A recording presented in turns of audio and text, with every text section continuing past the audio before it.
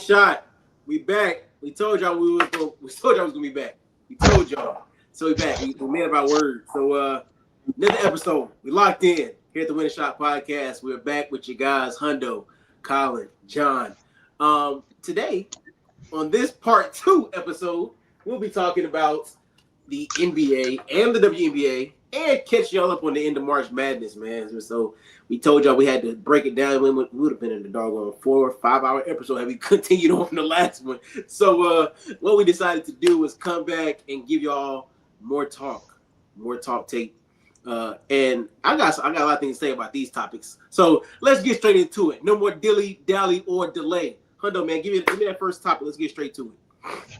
March Madness. I'm glad we're talking about March Madness. What a wonderful time of year it is. Shout out to Future for dropping that song. But no, seriously, March Madness, fellas. Give me y'all overall thoughts about this tournament this year from the men's and the women's perspective. I was heavily invested in the women's side.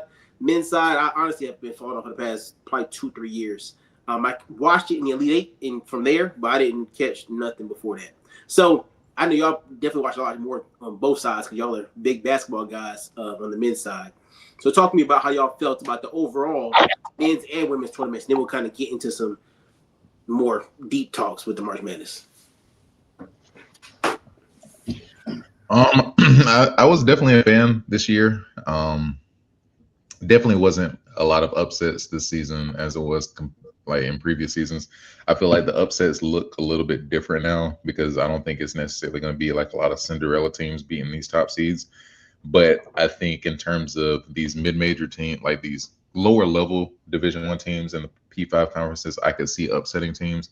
Like nobody expected, teams like Iowa to go as far as they did this year, but they upset Florida, which is the kind of upset I think you'll see, moving forward. A lot of exciting moments, especially in the Final Four, Sweet 16. Definitely didn't see Houston losing as early as they did to Illinois, but it kind of speaks not just to the transfer portal, but even just the influx of international talent now that the NIL is a thing. But overall, I think it was a good tournament for college basketball fans. I don't think for like the regular viewer it's going to be an exciting tournament anymore because you're just not going to have many upsets. So I think that's really what brought the excitement. But after probably like the Elite 8, it was pretty much just pure basketball. But I enjoyed it.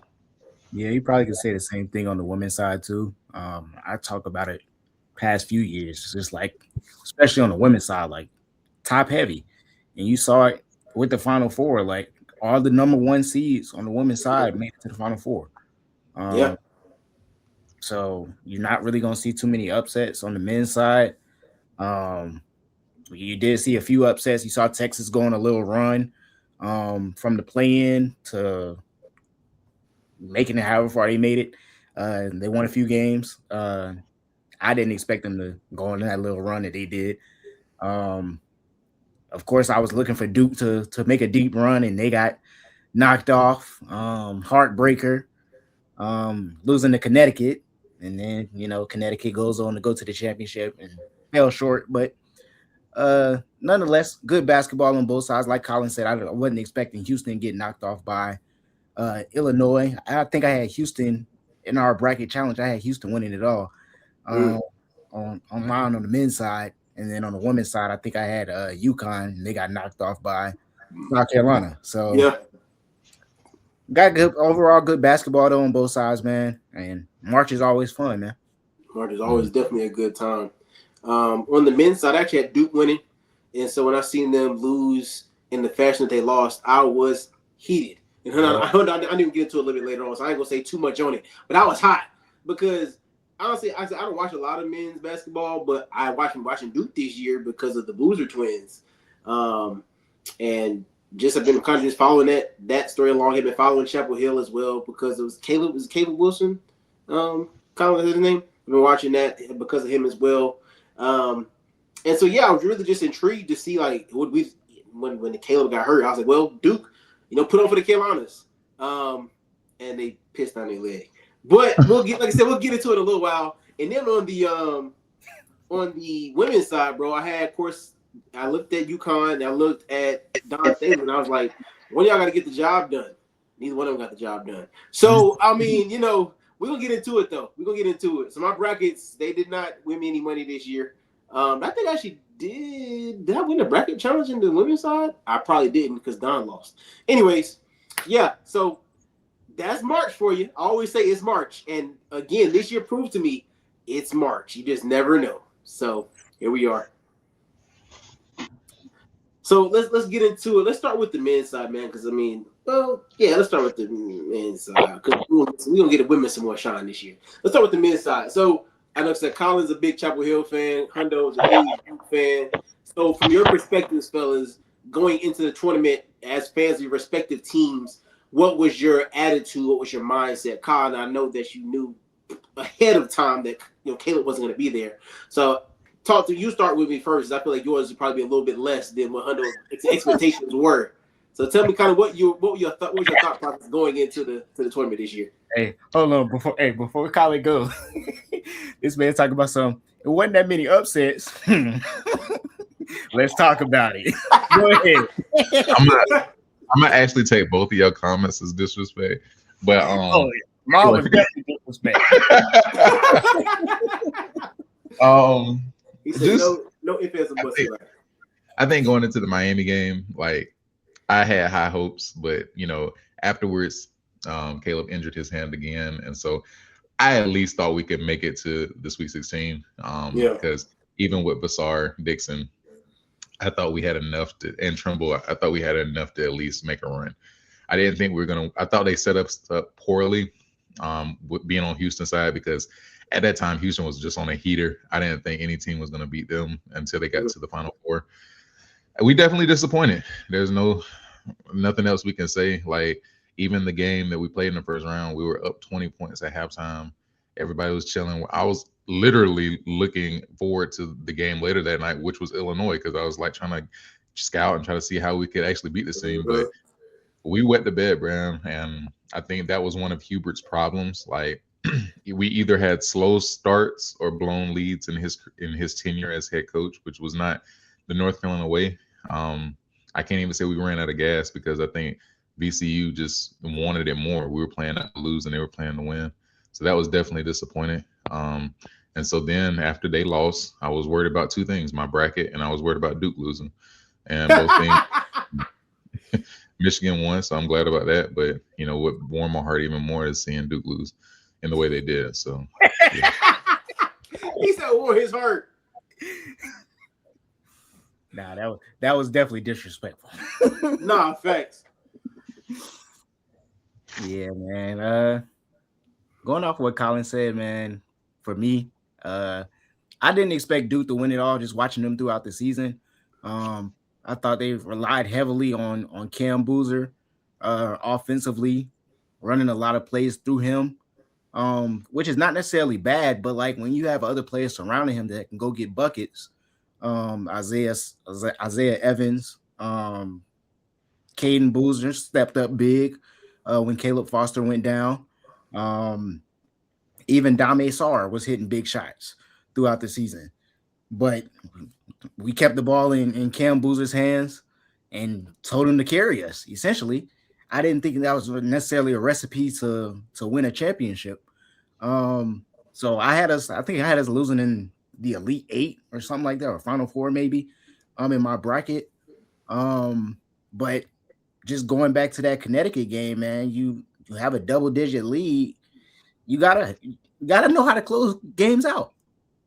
And that's been Duke's problem in the past couple of years. A lot of close losses with the lead. Yeah. And get the ball across half court, bro. I know we're gonna hear a lot of people say it's not that easy when they pressing, bro. You're the point guard, bro. LOL. You're the point guard. You're not a center trying to get the ball across. You're a point guard trying to get the ball across. Come on, bro. Yeah. So yeah, that was definitely hard to watch. Like I said, especially having the lead and being up late like that, and then they weren't hitting threes all game, and then second half they start hitting threes, and then you hit that one. I'm just like, oh. Isaiah Evans, could you have gotten a hand up? Absolutely, but we know he's not out there for defense. Yeah, that's also very true. That's also very true. One thing I will say about, as an avid Ducator, one of the things that I kind of like was bothered with was like Duke was the number 1 overall seed, and they definitely got the hardest bracket. I think that TV was trying to make like the most primetime matchups, and that kind of goes against the purpose of the regular season.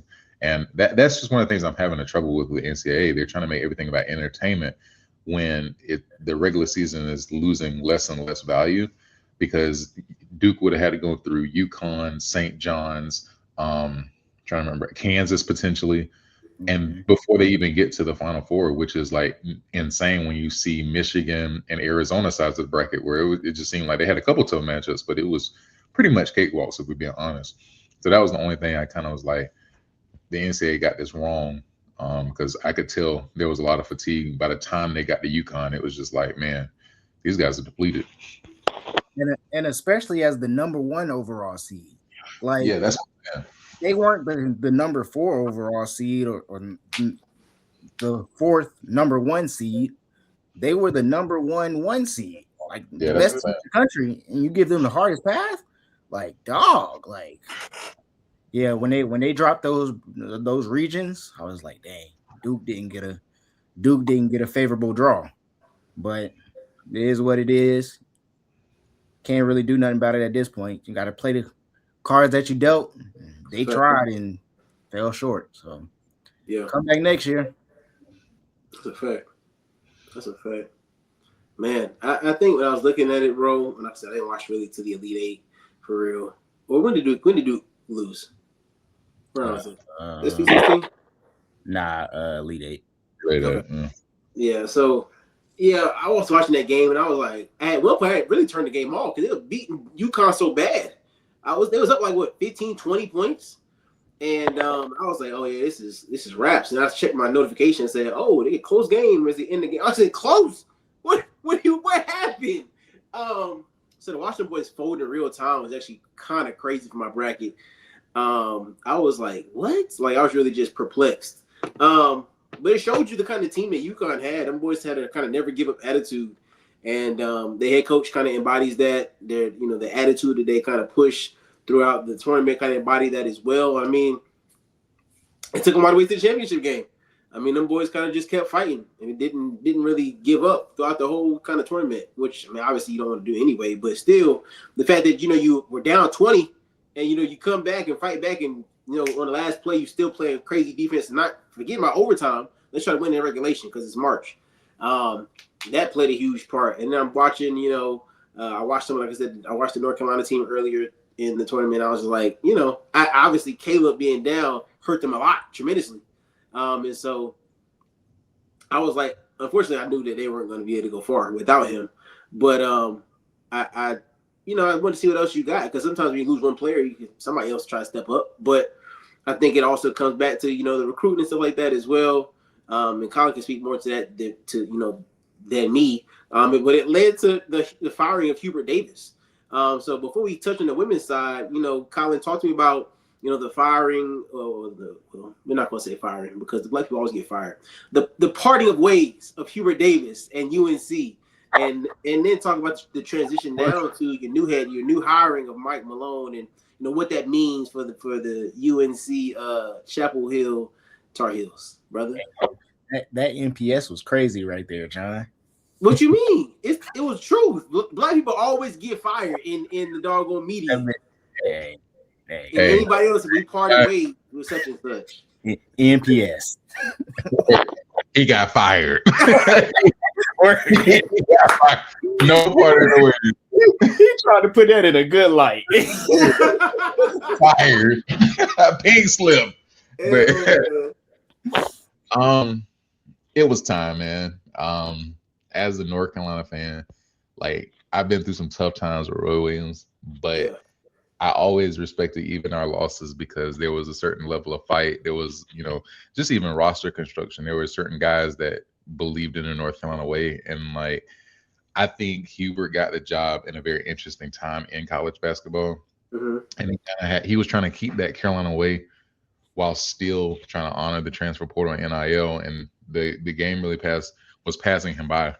I think it was kind of like a fracture in the relationship, just because like he had set the bar so high going to the national championship in his first year, and from there we were always trying to measure up to that standard. But we had some problems internally and some disappointing years. I don't necessarily think, there were reports saying that he didn't want the job, and I can understand why, but he took the job, and so he's still held up to that standard. And so obviously when you talk about Duke getting some of the top recruits and consistently being in the Final Four contention, it was like a flash in the dark if we were able to make it, and that's never been our style. Like, Final Fours are the standard. And we can kind of get later on into the specific reasons, but I think just looking at it from a more macro view, I think even Hubert knew it was time, and just losing the way we did in the first round, I think if we would have lost to Illinois, we could have argued that it was Caleb not playing's fault, but to lose that way embarrassingly, I just think it was time. But I'm happy to say we got our guy. I'm happy with Michael Malone. I'm excited to see what he looks like next season. Portals are already taking off. So honestly, it's sad because Duke had their little moment, their window, but we'll be putting North Carolina back on our backs, representing the state when it comes to college basketball. So excited about that. Hey, man, let me tell you one thing before Hundo gets his rebuttal in. I know you got something else to say in rebuttal, too.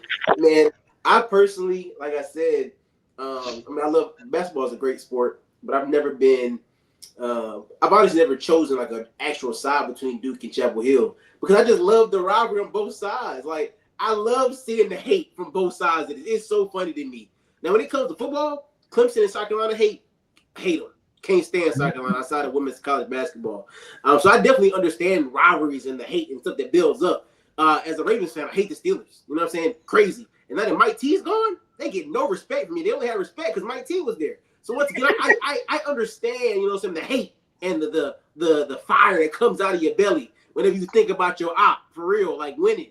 Like, how dare they smile? You know what I'm saying? Like, they should never have a good day. I get it. And so, watching Duke fans and Carolina fans go back and forth and talk about the hate that they have with each other, it brings a joy to my heart, because it's like, wow, that's what sports is about. You got to have some rivalries in there. You know what I'm saying? Like, everybody can't be peaches and cream. Everybody can't be friends all the time. You know what I'm saying? That's what sports ain't about, friendship. That's not sports is about winning. And somebody got to win and somebody got to lose. And so being from North Carolina, man, and seeing that, bro, is always so cool to me to see the two sides always go back and forth. So, Hunter, get your rebuttal off, brother. I know you got something to say. Nah, I'm not gonna go back and forth with Collin, man. The season is over. We're gonna get ready for next year. But speaking of North Carolina, though, like, I definitely thought that Hubert Davis was gonna get another year, especially when Caleb did go down. Yeah. I would have been saying, shoot, my best player got hurt, bro. Nah, facts. What you do another year, bro? But like, to Collin's point, it might have been time. Mike Malone, surprising hire, in my opinion. We're going to get an NBA guy and bring him back to college, so we're gonna see what that's like for him. Hopefully, he's able to make that adjustment, and hopefully, he's able to recruit. Because that's gonna be a big thing, is recruiting. Yeah. So hopefully he can bring the right staff around him to bring in some of the top talent in the country. But we're gonna see, man. We're gonna see. Yeah, I'm just, that Mike Malone was definitely surprising to me as well. I'm not gonna say I saw what he did with the Nuggets, but I'm like, they ain't got no joker at Chapel Hill. So we gonna see what he. But I also know that I believe that I think he can recruit some people there. Now, my only thing was, and this is probably not a fair comparison, but they brought in a coach in college football by the name of Bill Belichick, who had historic, has a history of winning and has a history of being a winner. And similar to Mike Malone coming into the basketball program, it's like you're coming into, now obviously you can't compare the basketball team and the football team of North Carolina. However, I'm just comparing the coaching that has been brought in, and so you know, Collin, let me ask you this. You know, you being also a Carolina football fan as well. Chapel Hill, excuse me. I said Carolina. I'm sorry. I'm from. Boy, got some dark days over there, boy. Listen. Boy. Being a Chapel Hill football fan as well, you know, seeing that y'all have bought in Bill Belichick and how that has not worked out at all. You know, how long do you give Mike Malone before you put him on that Bill Belichick train? All right, brother, you had your opportunity to get up out of here. Like, how long do you give him? And I know you cherish basketball of Chapel Hill much more you cherish the football. So, you know, how long do you give him to turn around, quote unquote, or bring y'all back to the prominence that you spoke of, y'all being your standard of Final Four? Absolutely. I think the one thing to consider is that North Carolina, the engine for North Carolina has always been basketball. Football has just been secondary to everything. Even in North Carolina's better years, I think that Mike Malone has gotten a lot of investments, not only with his own budget, but with his coaching budget, but also with the NIL. They're projecting, close to 20 to 25 mil. And so I think that just shows you the investment they have in Mike Malone as a coach. So even if he doesn't perform necessarily this year, I think they're going to keep him on for the longevity. The problem with Bill Belichick is just like all of the noise around the program that wasn't related to football with Bill Belichick. Like we're talking about, how he wants to reform college football, the whole thing with his girlfriend, Jordan, and a lot of that noise contributed to, I think, a lack of success in the program. And that's like even with the Patriots, that never has been Bill Belichick style. It was always quiet, it was always winning games. So I think just in terms of the football program, we needed a guy to stabilize the program because once Mike Brown left, there was just no answer. And I think that, a larger discussion is I think there's going to be 2 super leagues to the Big Ten and the SEC. And so we're trying to audition to be a part of one of those conferences. And so I think just in terms of the basketball program, I think Mike Malone, it's not the same situation because I think it's much easier to transform your college basketball team than it is going to be to just transform a college football team because Michigan this year had all transfers. And they won the national championship. I don't think you can do that in college football. So yeah, I'm excited. And I think Mike Malone, his daughter is at North Carolina, and judging from his initial press conference, he doesn't want to reform the college football program. He wants to, kind of build on the tradition that's already set. And those are the things you want to hear because we need alignment, not just in our program, but also on an alumni base because those are the ones who are going to be writing the checks. So I think his fiery attitude, toughness, and physicality is what North Carolina missed transition away from Roy. And I think he's the guy. I think he's the guy that can help bring back what North Carolina once was. So, yeah. So question, Collin. How long do you think Mike Malone has to get y'all back to relevance? Yeah. That was John's question. you skated all the way around it. So I'm gonna ask you again. How long do you think he has to turn it around? That's the hate I'm talking about right there. Thank you. That's the hate I'm talking about right there. Answer that question. You said a whole lot of good stuff, but you didn't answer the question.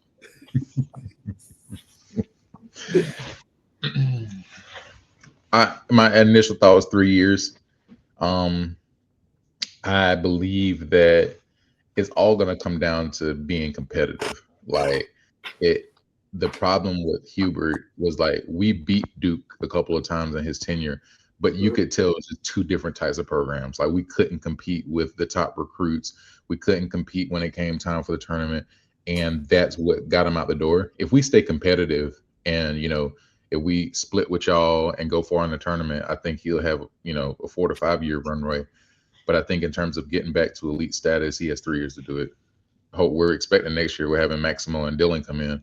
But I'm not expecting us to go and win a national championship next year. But I think the same way we're talking about Indiana and Kurt Signetti messed it up for a lot of coaches. I think Dusty May has done the same thing for college basketball. You don't have that long of a leash when a guy can come in, go into the transfer portal, and make it to the national championship in his second year and Sweet 16 in his first. So I think those same kind of expectations are going to be put on Mike Malone because we're investing so much in the basketball program. So I think if he doesn't get it done and we're getting bounced early in year 3, he's definitely going to be gone.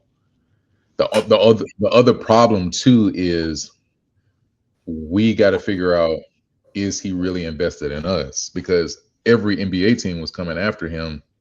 Deshaun and them were talking about the Magic going to get him. I saw some stuff about the Pelicans, and if the right NBA job comes, his buyout decreases by $1 million every year. So if things do work out, but he doesn't want to do the whole recruiting and transfer portal thing, does he bounce early? Especially like if the Knicks comes available, LA, something like that. That makes sense. Yeah, that makes sense, and I think that's a good timeline in college, like you said, because of the NIL window, because of the transfer portal, and because of the brand of Chapel Hill. I mean, it shouldn't be hard, and because of who you are as Mike Malone, it shouldn't be hard for you to build up a roster that you need to go and get back to, at bare minimum, Elite Eight. You know what I'm saying? So yeah, I think that's a good timeline for him with all the resources available. I mean, you got Michael Jordan in your corner. Oh my gosh, you shouldn't need too much more, brother. So no, okay, I'm not mad at that at all. Let me ask y'all this last question regarding the men's side. Did Michigan winning the championship surprise you? And it's a two-part question for Collin, because there's a transfer on that team of Michigan that was a former Tar Heel. And so how did you feel seeing that, being that your Tar Heels were out of the running early and that young man was at Chapel Hill? I'm genuinely not happy for bro. It hurt me to see him win a national championship, especially the way we got bounced. And just the comments that he made afterwards, and him and his brother about North Carolina, it kind of rubbed me the wrong way. But I'm glad that he developed. I think this is the conversation I was having with Hundo and Davion, all them, about Elliott coming into North Carolina. I thought he could be this type of player because this is who he was in high school. He's going to be a good college player. I think he could be like a backup role on the NBA level, but he's always been a great facilitator, and a lot of his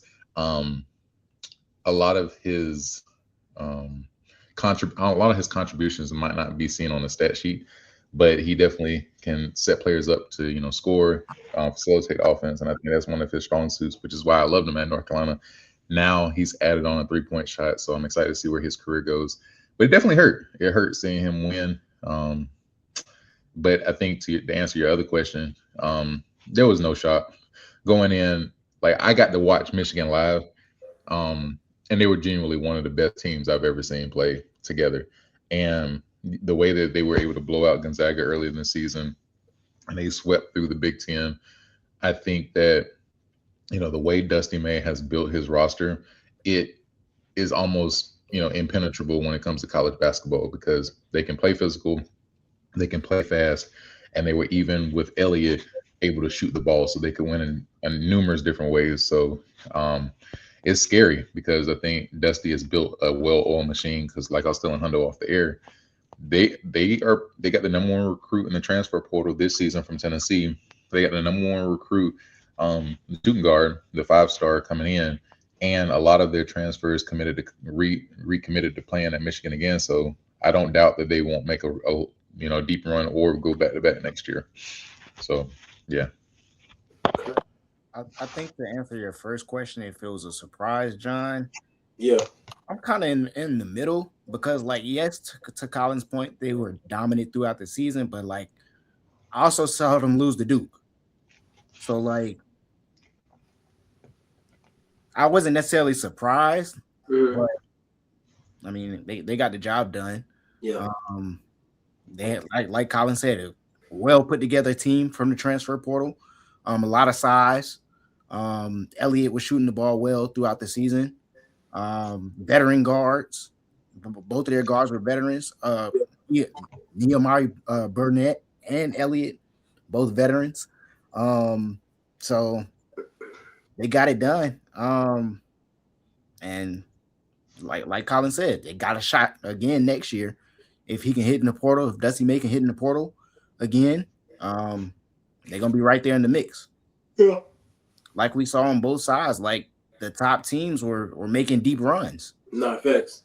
So we gonna see. They got the NIL budget. The NIL budget went up at Michigan. So he got the donors, he got the money coming in. So shoot, why not try to win it again? Why not? Yeah. Yeah. That's a fact. That's a fact. And man, like we keep talking about this, but NIL really has changed the game, man, in all sports. It's because you can really just build a championship roster each and every year. As long as you got the money to do it, bro.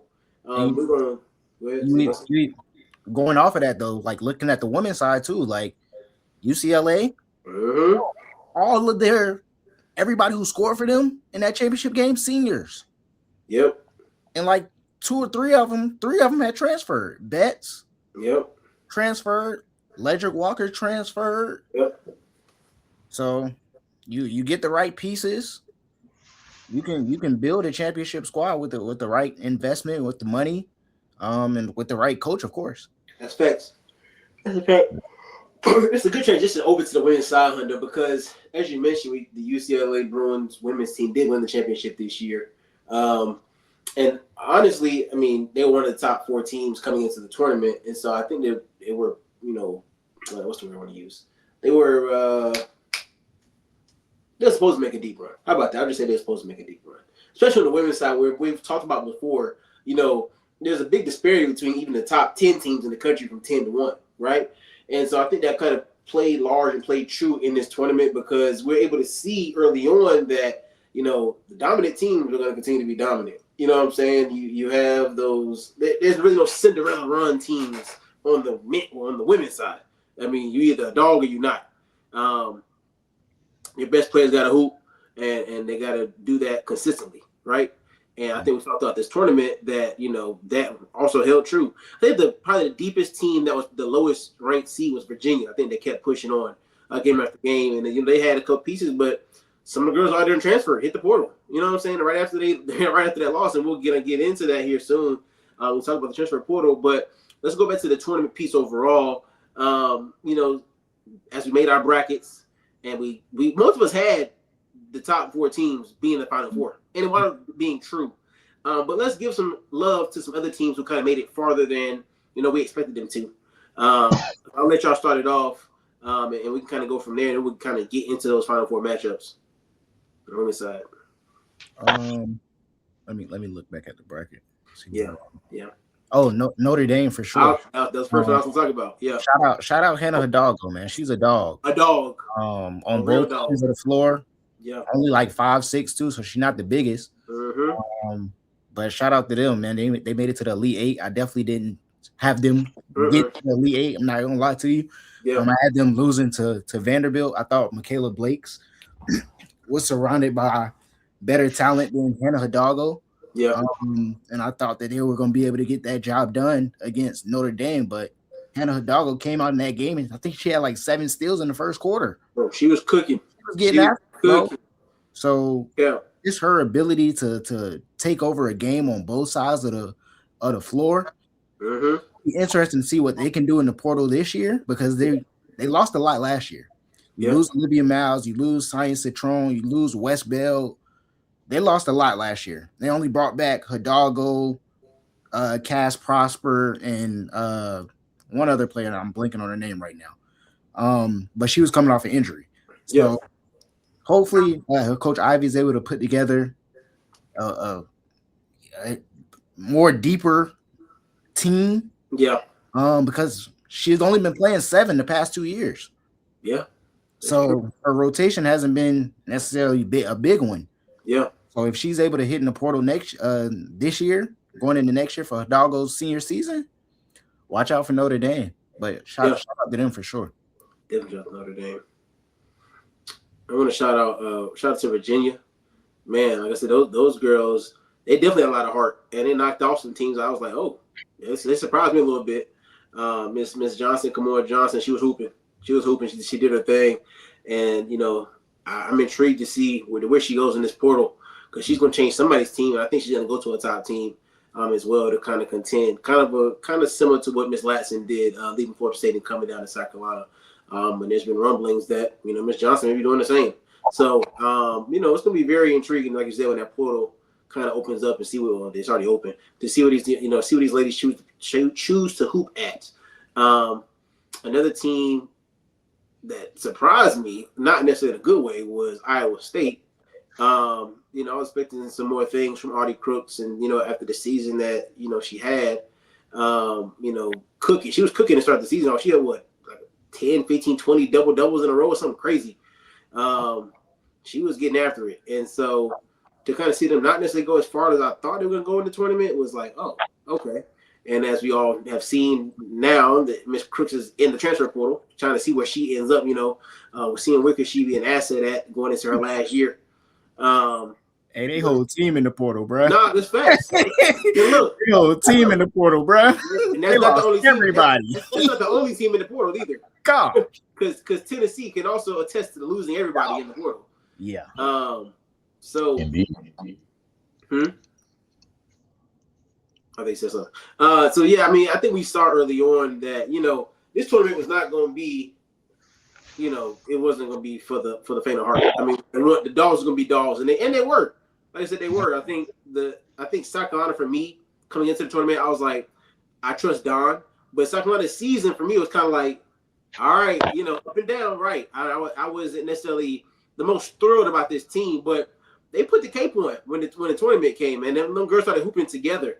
Up until the championship game. Until the championship game, you know what I'm saying? That game, they were really getting after it. So let's get into these Final Four matchups, man. Then we're going to talk about this transfer portal or something on both sides and kind of talk about the pieces and moving pieces here. So Final Four, women's side, we got UConn, we had South Carolina, and then we had Texas, and we had UCLA. All four of those teams, once again, were in my bracket to make the Final Four.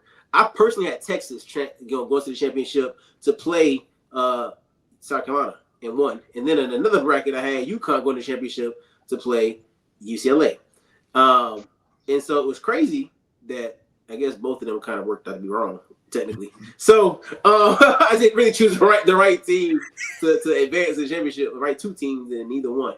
But the games, let's talk about the games, because we watched both of those games throughout the group chat. So UCLA and Texas, we'll start with UCLA and Texas game. That game, I expected to be honestly a dogfight. I was expecting Madison Booker to come in and hoop. They had Eau Claire. They had, of course, Rory. And so the Texas had been hooping. They've been clicking up throughout the tournament up until the Final Four. And so I was expecting them to come in. And honestly, I was expecting BTA. Honestly, I'm going to be honest with you. I really was expecting BTA for Madison Booker, Rory, and the rest of them girls. But the way that they were hooping prior to that game, I really was. Now, yes, we had Miss 6'7" Lauren Betts, and we had Kiki Rice.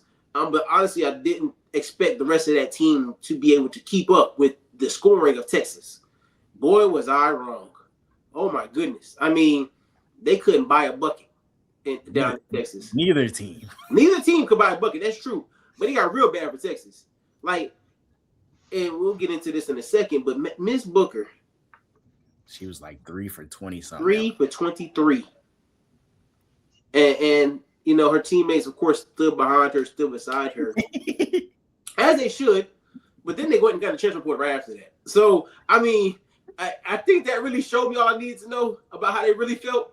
The only one that obviously, whatever, was Rory, because she was going to the league. So, I mean, the rest of them was kind of like, yeah, we wasn't really rocking with that. That's how I took it personally when I saw all the girls going to the transfer portal from Texas. And Lauren Betts, 6'7", was getting hers. I mean, she didn't surprise me, but she showed me what the bigs need to be doing. Being big, getting buckets, getting boards, putting it right back up. I mean, you're 6'7", and nobody else as tall as you. Get after it. And she did that for the duration of the tournament, and that's what caused them to win a championship. So shout out to Lauren Betts, man. Y'all boys give me y'all takes on that UCLA versus Texas game and kind of what y'all thought going into the game and kind of what y'all saw, obviously, throughout the game. I think for me, it's like size does matter. And like Texas couldn't even get into their offense, mainly because of Booker, but I think just the threat of Betts and just the size they had down low kind of, changed the entire game plan. I feel like, Booker felt like she had to carry, which she really didn't. I think if she played a more of a team style game, then they probably would have pulled it off because yeah, I think, they started coming back towards the end and like even that last play before, Booker misses, like there's a wide open girl in the corner. And so just making smarter plays. I think she has to be more of a smarter scorer if she wants to go to the pros. But I honestly, I wanted to also give kudos to UCLA because they knew their bread and butter. They weren't a team defined on just stars, but playing a more team centric game. And I think Betts is the kind of girl that um, is good in that system because she's not all about herself. And I definitely think that she's a great team player. And we'll talk about national championship, but I think that's one of the reasons they were able to win national championship because they just played and that you can feel it. So, yeah, definitely agree. Yeah, that was just an ugly game. Real low scoring. Neither team could really score and get going. And it's crazy because they had played each other earlier in the season, and it wasn't that bad of an offensive showing from either team. So, I mean, maybe they learned something from that first game to switch up defensive game plans or whatnot, but it was ugly. It was a hard watch, in all honesty. Yeah. Especially following up that first game. Um, but shout out to UCLA. They got it done. They was able to score enough baskets when they needed to. And like y'all talked about, Booker was struggling from the field, and she just kept shooting. Like at some point, you got to pass the ball. Yeah. And she just kept shooting, kept going. As Collin mentioned, that last play where she got blocked by Betts, you going in there with no game plan, bro. Like, Yeah. when you had Jordan Lee open in the corner that you could have passed it to, you could have drove and like pump faked or something, bro. She just went up against 6'7", said, "Oh, let me try to lay it up." Block. That joint hit me hot. And then it hit on her. So you lost possession of the ball. Yeah. Like, bro, what are you doing? That joint hit me hot, bro. So yeah, like you said, they attempted to stand by her, but clearly I would have been hot if I was on that team, bro. Yeah. Taking all them shots and keep missing. Yeah. Yeah. I'll take a call, y'all boys. I'll be right back. Y'all keep going. So, I mean, Yeah, like you said, Collin, that's a learning lesson for her. But I think going to the next level, I think she'll be fine.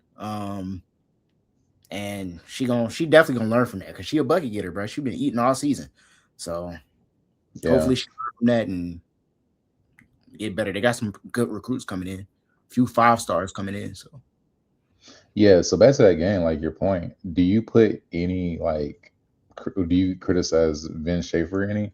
Because like as a coach, you see her force and stuff, and I mean, I don't know if necessarily you sit her, but it didn't seem like they were trying to change their game plan. They still try to flow through Booker, and I was like, why aren't they making any adjustments? So they did actually bench her. They just put her back in, but when she was sitting on the bench, they actually started scoring. That's what I'm saying. They look better. Yeah, like at the end of the day, like I feel like Vic is one of those coaches that's like gonna go down with his players. Like, he gonna stand by them, he gonna support them, he not gonna bash them, he not gonna throw them under the bus, as we saw with other coaches like Tennessee throwing their players under the bus earlier in the season. But Vic is just gonna ride with them. He rock with Rory, he rock with Madison, he gonna let them.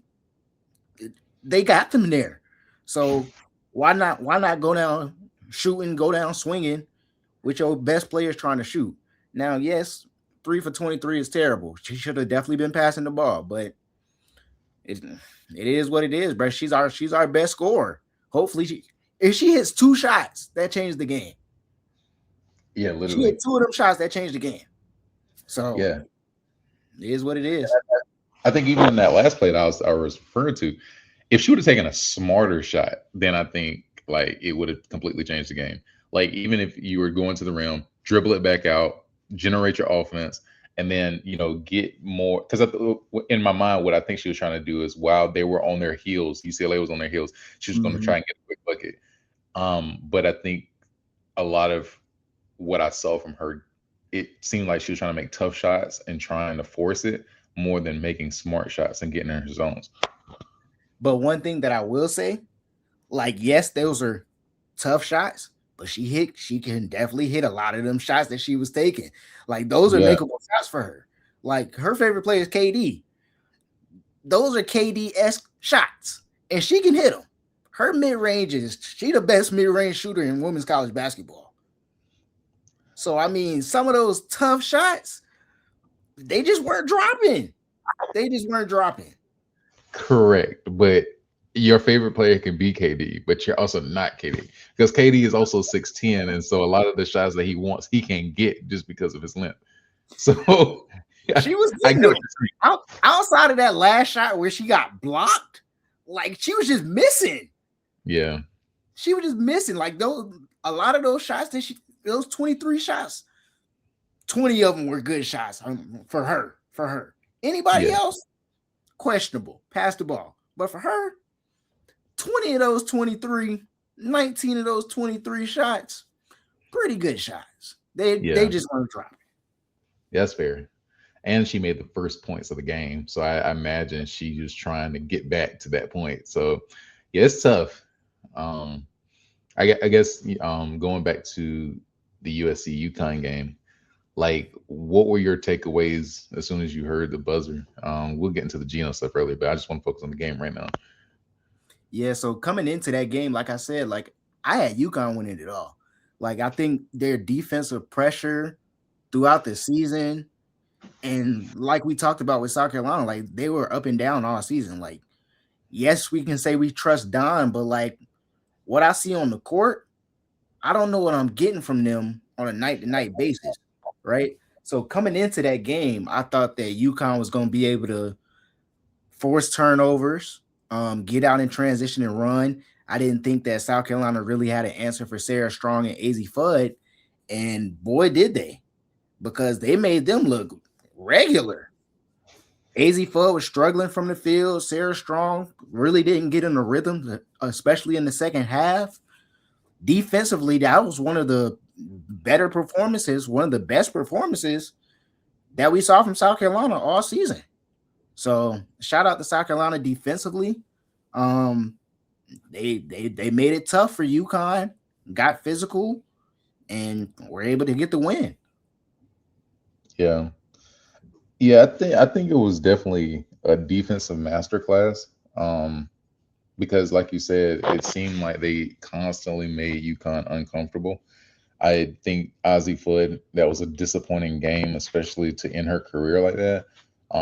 But kind of in the same way you were talking about, like with Sarah Strong, I expected just pure dominance because I didn't necessarily. I thought the same problem they had with UCLA. I thought they were going to have at UConn. I thought Sarah Strong was just going to be able to dominate, but I like the looks that Dawn threw at her. There was some possessions where even Raven was guarding her, and I think that kind of confused their offensive game plan. And that, not surprisingly, but like Tanaya Latson showed up on the offensive end. I think she has 16, I believe. And I think they complemented their offense with their defense, which always is going to win games, and they made the game-winning plays. What's 44's name again? I got me here. Yeah, I got me here. A big X factor because it just always seems like her motor is at one speed and nothing's going to stray her away from that. So in terms of getting those 50-50 balls in order to, and just guard her straight up, she's a girl that you can rely on, and that kind of freed everybody else up to be free because you had this defensive stalwart kind of setting the tone and the mode for what they were going to be defensively. So got to shout her out as well. Yeah, shout out to Makir, man. I was saying from the beginning of the season, like I like the way she moved on the court. Like she was barely playing at the beginning of the season, and I'm glad that Don allowed her to play more throughout the season, and especially in the tournament. She shined, and like you said, defensively, like that was big. Guarding AZ Fudd, a few possessions on Sarah Strong, but what she was able to do disrupting them defensively, and like you said, even with Raven guarding Sarah Strong on a few possessions, it's just like, dog, like I wasn't expecting Raven to be guarding Sarah Strong, but it worked. So shout out to Don for that for sure. Yeah. I guess like what criticism, if there is any, do you give Geno and UConn? because I know Ozzy was disappointing. Sarah still came to play, but I guess Gino's game plan going into the game, it felt like he thought that they could just win straight up and not change anything. And like we'll talk about later, it seemed like he was complaining about the lack or the discrepancy with the calls, but I don't necessarily the refs had a big influence on this game.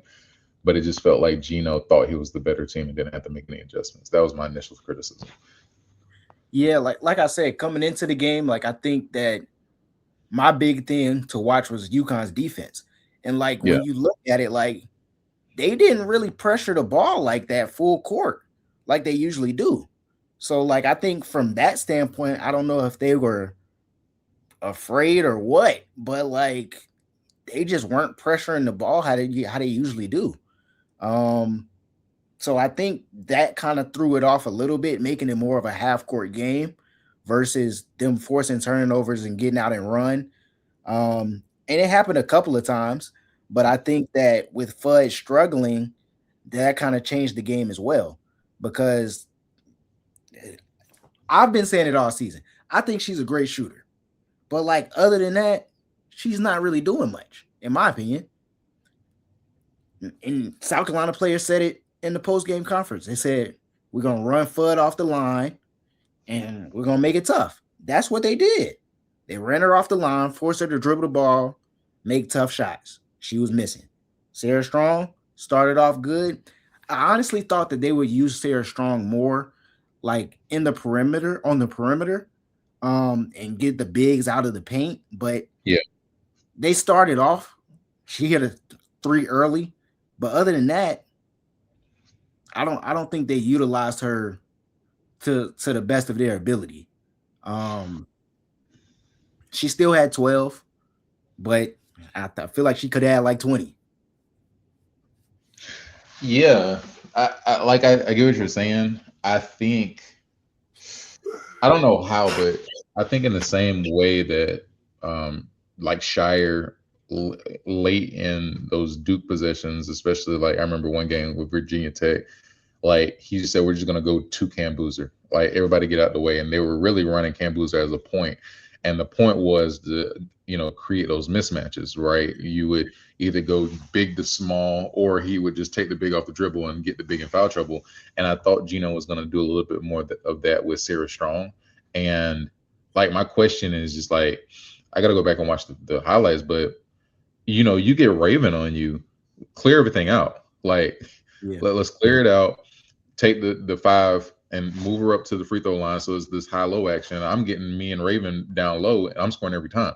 And that's what I was asking you in terms of the adjustments, because like I agree with you. I thought Sarah was going to be the focal point, and we could exploit those mismatches, especially with UConn's big. If the big was ever on top on her, get her in foul trouble, because I know she can't move the same way as Sarah Strong. So, and I will say too, like, and this is no like, I say this respectfully, but like, I don't think Gino's ever been that coach to be like, let me draw this up to exploit these mismatches, right? Like, that makes perfect sense what you're saying, and trying to get the switch, taking advantage of the guards. I just don't think, I guess he's used to having the best talent, so he doesn't necessarily have to worry about it, but like, you definitely could have exploited a lot of mismatches because they were the bigger team. Yeah. Yeah, I don't. Hopefully he can surround himself with the right assistant coaches, I guess, because I mean, shoot, at this point, he old now. He ain't about to just get in no offensive bag and be like, okay, let me change up how I'm coaching. He's not about to do that. Yeah. So, and do you think it's the same problem as like college football, where some of these girls are getting NIL money to go to these other schools like a Syracuse, Vanderbilt, North Carolina, these, and they would have been on the, on the depth, building the depth of UConn, sitting behind the bench. Do you think that he's kind of going through the same problem as a Nick Saban, Kirby Smart, Tom Izzo? I think so, because like that was a hotbed. Like they were literally getting for years all the top five-star recruits. Yeah. Now you have, like you said, 5 stars going to Vanderbilt. Notre Dame is getting a few more. You got 5 stars going to Texas now. It's like the talent is spurred out. Yeah. Anybody can offer money to go get these players. You can come be the face of this program versus sitting on the bench and learning for 2 years. Yeah. Yeah. That's a good point. True. And that's a big draw. That's definitely a big draw, especially when you're 18. And you Right. coming out of school more likely to start anyway. It's like, why don't I just want to continue on that trajectory? And why would I want to go sit behind somebody? And now I can go make my money too. You know what I'm saying? I can use my name and my likeness, my image as a freshman instead, like you said, sit behind somebody. I mean, I do it too. So I mean, I get it for sure. So everybody's kind of facing that cliff of the NIL, man. And you know, some teams. I mean, you still got Don. Don's doing a great job of still getting girls to come, regardless of that fact. Right. And to still sit and be great now. I mean, she loses people. She lost Malaysia, but I mean, you know, she still has a crazy barrage and a crazy bench to outwork a lot of teams. Which is why I think that's why she was able to keep South Carolina in the tournament so long. You know, because she had a lot more bench depth than a lot of other teams do. So when those teams get tired from their star players needing to sit, she still got dogs on the floor. You know what I'm saying? And so that definitely, I think, helped propel her further along in this tournament. And I know I heard y'all talking about that UConn game, man. And so watching that come to an end and the way that it did, man, I mean, it got chippy towards the end, you know, from the players and the coaches. And so, I mean, I think that honestly, when you have two competitive programs and two winning programs like that, unfortunately, that's kind of just what happens. Now, I will not defend Gino what he did at the end of the game. That was egregious. When him and Don, you know, went to go shake hands. What he did before the fourth quarter started. That's also Yeah. true. That was wild in the interview, bro. He was also talking crazy about Don while not trying to quote unquote use her name. It was very, very, very distasteful on behalf of Gino. And something that honestly, I mean, watching Gino, I wouldn't expect him to do that to at least another Don Staley type coach. You know what I'm saying? Like, I get it and disrespectfully, but if it's another coach from, I don't know, South Dakota State, I could see him talking crazy and nobody caring. But because it was Don Staley and the manner in which he talked to her like she was like coaching, I don't know, Akron, you know what I'm saying? Like, it was just like, whoa, like this is Don Staley. This is a championship winning team, championship winning coach. So you're not just going to talk to her any kind of way. People are going to let that slide. You know what I'm saying? And then the things that he was also saying was just false accusations. People were just not, you know, happy, and they continued to show him in 4K that, hey, you're wrong, buddy. And so by the time the game ended and he went on his, you know, little tirade, him and Don went back and forth, people were sick of Gino. You know what I'm saying? And so they were kind of happy UConn lost. It was like, yeah, you didn't even deserve to win that game, and it showed. So I was listening to Candace Parker and Aaliyah Boston. They got a podcast together. Mm-hmm. And Candace Parker was talking about how like when coaches and like other teams and programs are like challenging Gino as far as like winning championships and stuff, that's kind of when he starts to act like that. She was making the case that like, well, she wasn't making a case, but like she was just using this as an example of Gino not liking Pat Summitt, and they would go back and forth. And if you know, Tennessee was up there trying to compete with UConn, you know, back in the days when Pat Summitt was there for championships. So, I mean, shoot, looks like the writing was on the wall in a sense, that this was soon to happen and boil over. And as you saw, like the man doesn't like losing, and you saw how he acted the year before, dancing around, trying to hug Don after they won the game.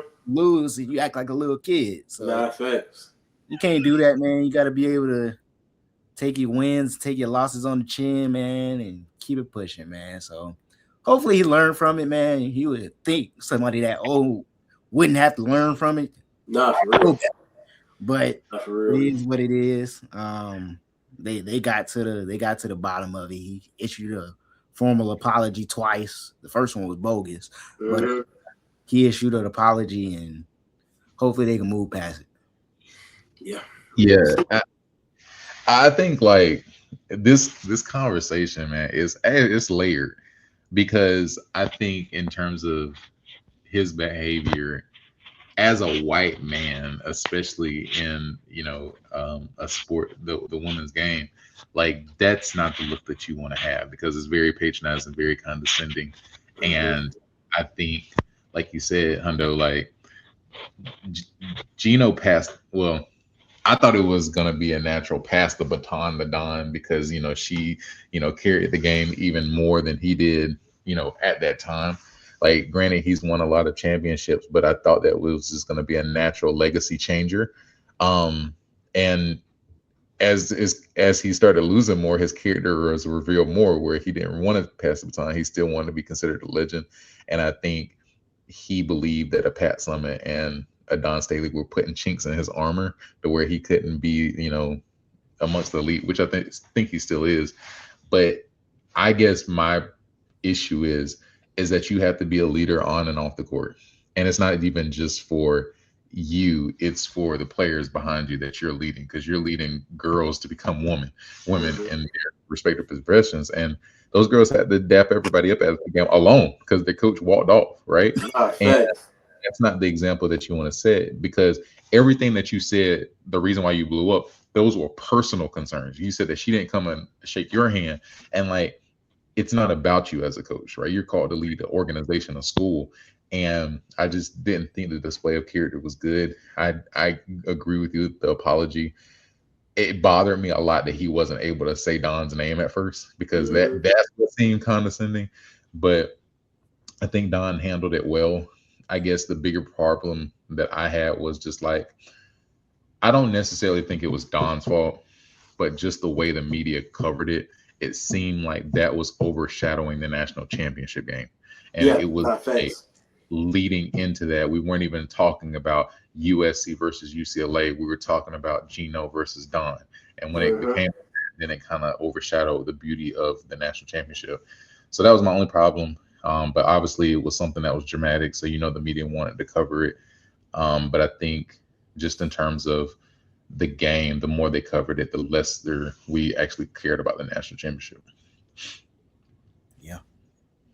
Yeah, no, I definitely agree with that. And I mean, I honestly think it probably played a little bit of role in the national championship as well. I think the girls, outside of kind of, probably the fatigue of getting to the national championship again, they probably had some of that on their mind and had, some of that looming from that previous game. I mean, you were also just in a dogfight. So, I mean, I think that takes some out of you as well, especially playing another game and flying. They flew from somewhere to Phoenix. I forget where they flew from. But that probably should have that took some out of them as well. But yeah, man. I mean that they got dominated in the national championship from UCLA standpoint. I mean they lost by 23, but at one point UCLA was up almost 40 Yeah. against them. Mhm. And so it just it's 2 years in a row for Dawn that she has unfortunately not had the opportunity to win this championship, but has gotten it for 3 straight years. So I mean, it also speaks to her greatness. So I mean, it was kind of a sour taste out of a sweet straw almost, because it's like, man, she's able once again to get to a third straight championship, which is, when you think about that, it's like, wow, you're doing really good. But it's almost reminds me of that Bills team that went to 4 straight Super Bowls but just never won. Now obviously Don she's won in 3 in the past 3 years, but those past 2 have been blowouts. So Yeah. it's like, what do you need to do now again, Don, to get back over the hump? So it needs to be a very strong class for her from the transfer portal, as well as, of course, getting the recruits to come to Sacramento, which I know she would do anyway. So, yeah, let's move. Hold on, before we move. Shout out UCLA though. Yes. Shout out to them. I feel like it was just like their year. Yeah, Um, 6 seniors all scored all the points. They finally were able to get over the hump. They fell short multiple years in a row. yeah. Um, they were able to get it done. Shout out Lauren Beck. Shout out Kiki Rice. Hey, so quick question on that, Hundo. Like, I know we kind of making similarities across sports again, but like, when we talked about Indiana having such an old roster, like, do you think that for women's college basketball, that's going to be the trend now, of just getting teams like UCLA with a bunch of seniors and no freshmen and sophomores? Um, I don't know. I feel like it depends on the team. I feel like UCLA has done a good job of, bringing in the right pieces. They actually do have some freshmen on the roster. But like I said, like all 6 of those players who scored were all seniors. The good thing about women's basketball is that they do have to stay for 4 years. So you can find those players in the transfer portal if you're looking for them. If somebody's looking for a better opportunity, it can happen. But then again, we might see a team full of 5-star freshmen that can do something. So I feel like it's always going to be a balance in women's college basketball, because they have to stay for those 4 years. So I don't think we might not ever see another team like that UCLA team. Yeah, Jim. Because you got somebody one that's 6'7". You don't see that too often. And then you got all these transfers. And it wasn't necessarily a lot, because Kiki Rice's been there since her freshman year. Betts got there. She transferred, but she transferred after her freshman year, so she's been there for 3 years. Yeah. So you just got to bring in the right pieces that fit what you're trying to build and go from there. Yeah, definitely shout out to UCLA, man. I'm sorry, I didn't want to overshadow y'all at all, because y'all definitely was hooping in that championship game and the games prior to that too. And definitely played great team ball, and I think that's what, like Hundo mentioned, it kind of helped y'all get to that championship that y'all just achieved, man. And it's dope to see, 2 sisters win, the Betts sisters, and that's dope as well in itself. And I also saw, as a little side note, funny that Mama Betts, she's been campaigning and trying to recruit girls to get to UCLA, man, to try to she won another championship. So I get that, man. So that's dope as well. That the community and the family aspect of it is something I think that draws people in when it comes to recruiting as well. So I think that's super dope, man. And like I said, the coach has been trying to get that for a couple of years, and so she finally got over that hump. So we'll see what happens in the future. I don't know. I can't speak to it, but I mean, we'll see if this team is built or can be built again to get to that point again. Definitely think that it's Lauren's. She was 1 of 1 at 6'7". She was Camila Cardoza on crack, essentially. So I mean, let's get straight to it. And don't get me wrong, her sister's 6'4", and so she'll be able to kind of do a little bit, but I think that this team, they definitely will have to be built up from the ground up again to kind of get to that point. So this will be a great opportunity to see if this, I forgot the coach's name already. Very close. Yep, Miss Corey can get them back to this point. I mean, get them back to the mountaintop, and you see how it feel, you see how it tasted, you see the banding, you see the confetti, you see all that stuff, and I know it makes you want more. Especially for the young girls, like I said, like a little Betts. So we'll see what happens, man, as they go into the transfer portal and get ready for this next upcoming year. Do y'all believe the best team in college basketball on the women's side won this year? Yes. Based upon what I saw in the championship game, I'm going to say yes. I think to the point of South Carolina having to play better in that championship game, I'm not going to say they gave all they could, because I think they gave all they could in the UConn game. I think that the UConn team wasn't, even if they had made the championship, I think they would have beat this UCLA team. Because Sarah Strong is a bully, Sarah Strong is a bucket, but Lauren Betts, like I said, it's 6'7". It's hard to beat, bro. It ain't much you can do with that if you don't have nobody to kind of go along with that. And she proved to be who she needed to be. So out of the 4 teams who are all 1 seeds, once again, I think that the best team won. The most complete team won. I think the other teams, as we saw, had falters and things that could have held them up. And whether it was depth from the UConn's perspective, whether it was, kind of necessarily not being able to live up to the moment in South Carolina's perspective, or whether it just being team not necessarily being as cohesive as we thought that they were in Texas's perspective, I think that the most complete team and the best team did win the championship this year in UCLA. So shout out to UCLA, man. Yeah, I thought UCLA was probably the most complete team. From a size perspective, ball handling, shooting. Like I said, having that 6'7" presence is just different, bro. Like, there's really not much you can do with that. Not at all. You got somebody that big that you can just throw the ball down to and get easy buckets under the basket. and she can pass it out the double team. She can find the open shooters. Like, I think that's one thing that's underrated about Betts' game is her ability to pass. But they got it done all season on both sides of the ball. Defense, offense. Yeah. Shout out UCLA. Yeah. All right. Speaking of that, like we got the draft coming up. So where do you see, like, Lauren Betts? How do you see her games translate into the next level? I think she's gonna do just fine. Like I said, her ability to pass is what's gonna separate her as a big, being 6'7". And unlike a few of the other 6'7" players that we've seen, like she's a bit bigger than them, like from like a size standpoint. Like, yeah, she not 6'7" and like a stick. You ain't gonna be able to move her. She gonna move you. I think she'll be top 5 pick for sure. And I think she'll get some early minutes on the court, and she gonna see the court, and she should have a successful career. Mm-hmm. Yeah, you can't coach 6'7", bro. I mean, I'm sorry. When I say you can't coach it, I mean like you can't teach it. Let's say that you can't teach 6'7". Like you either 6'7" or you're not 6'7". And Lauren Betts is all of her 6'7" for sure. Like Hundo mentioned, man, she's just the big body out there, and I think that translates very well to the league.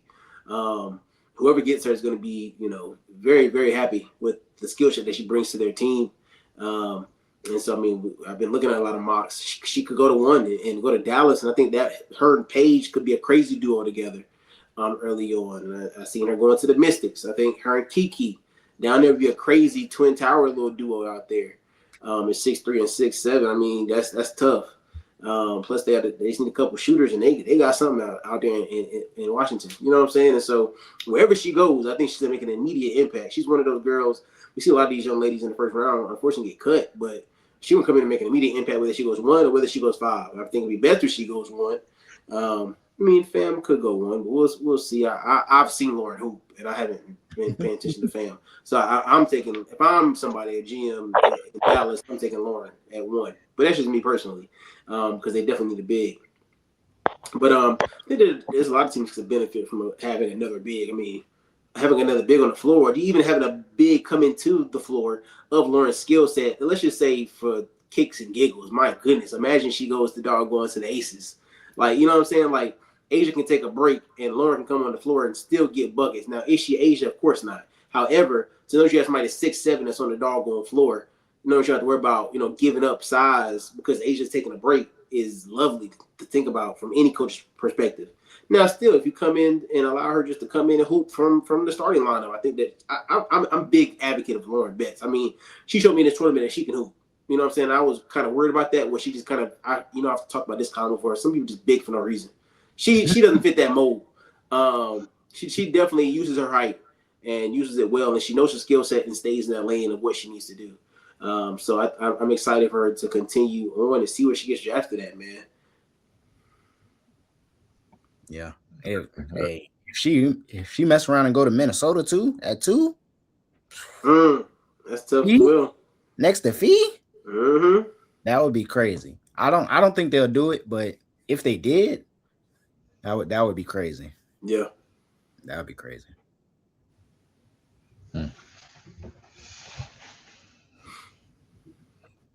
Anything else y'all want to talk about with this draft? Nah, man. These pieces gonna be crazy falling on Monday, man. Like I said, shout out to Miss Olivia Miles, aka Goggles, aka Norbit. Shout out to Miss Foot, man. We're gonna see where she goes, and she's gonna be a good shooter for someone as well. I don't know if she starts immediately. I think she may come off the bench and be a good shooter for someone for sure, depending on the situation that she goes to, of course. A lot of teams need a shooter, but I'll tell you what, Norbit, man, she gonna get some minutes early because of her skill set of being able to drop dimes like crazy. I mean, she showed me that tournament at that TCU, man. She be dropping dimes for sure. So I'm also interested to see what this Miss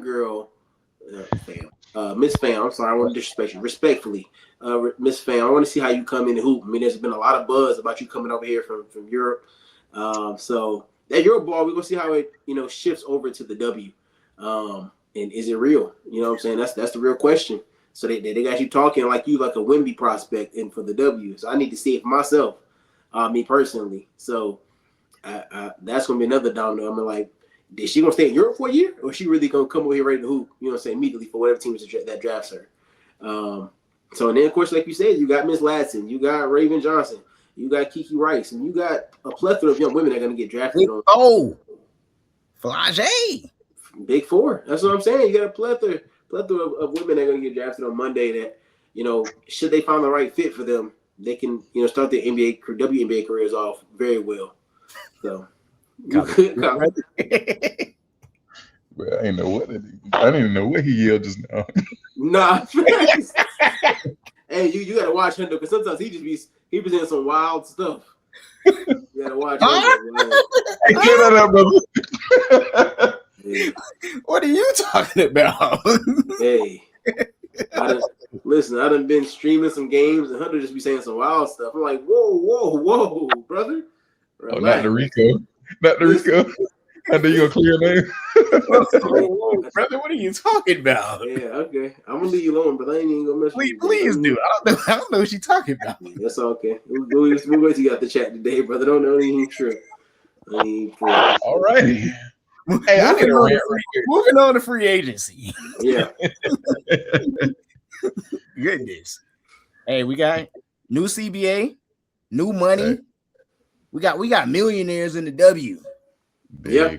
They get into the bag. I know they excited. Man. Some of them shouldn't be getting paid, but we're not gonna talk about that today. Hey, yo. We gonna celebrate the ones that deserve to get paid today. We had the expansion draft right before free agency started. Mm-hmm.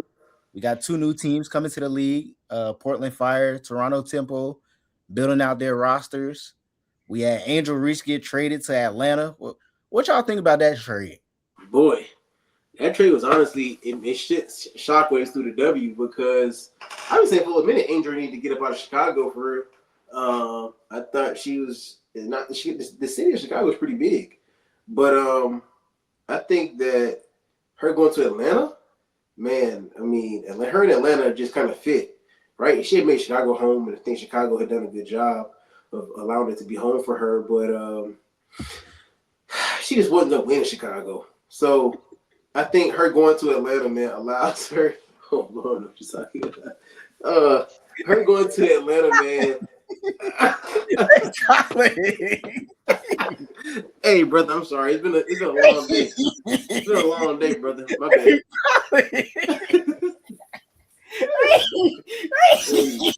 My bad, bro. Her going to Atlanta, bro, it allows her the opportunity now to, I think, do something different. She would have this very similar role, but Atlanta's already got some built-in shooters and stuff like that, and I think that's what she needs around her. I think she was missing that in Chicago. So I think her coming to Atlanta just allowed her to focus on getting boards and just putting it back up, man. That's really going to allow her game to change. And these boys cannot. I don't know what they got going on. So I'm gonna just keep talking about the W and free agency. So I'm talking about so. You better call that junk the lounge. He was like, "Yeah, I think that." Hey, my bad, chat.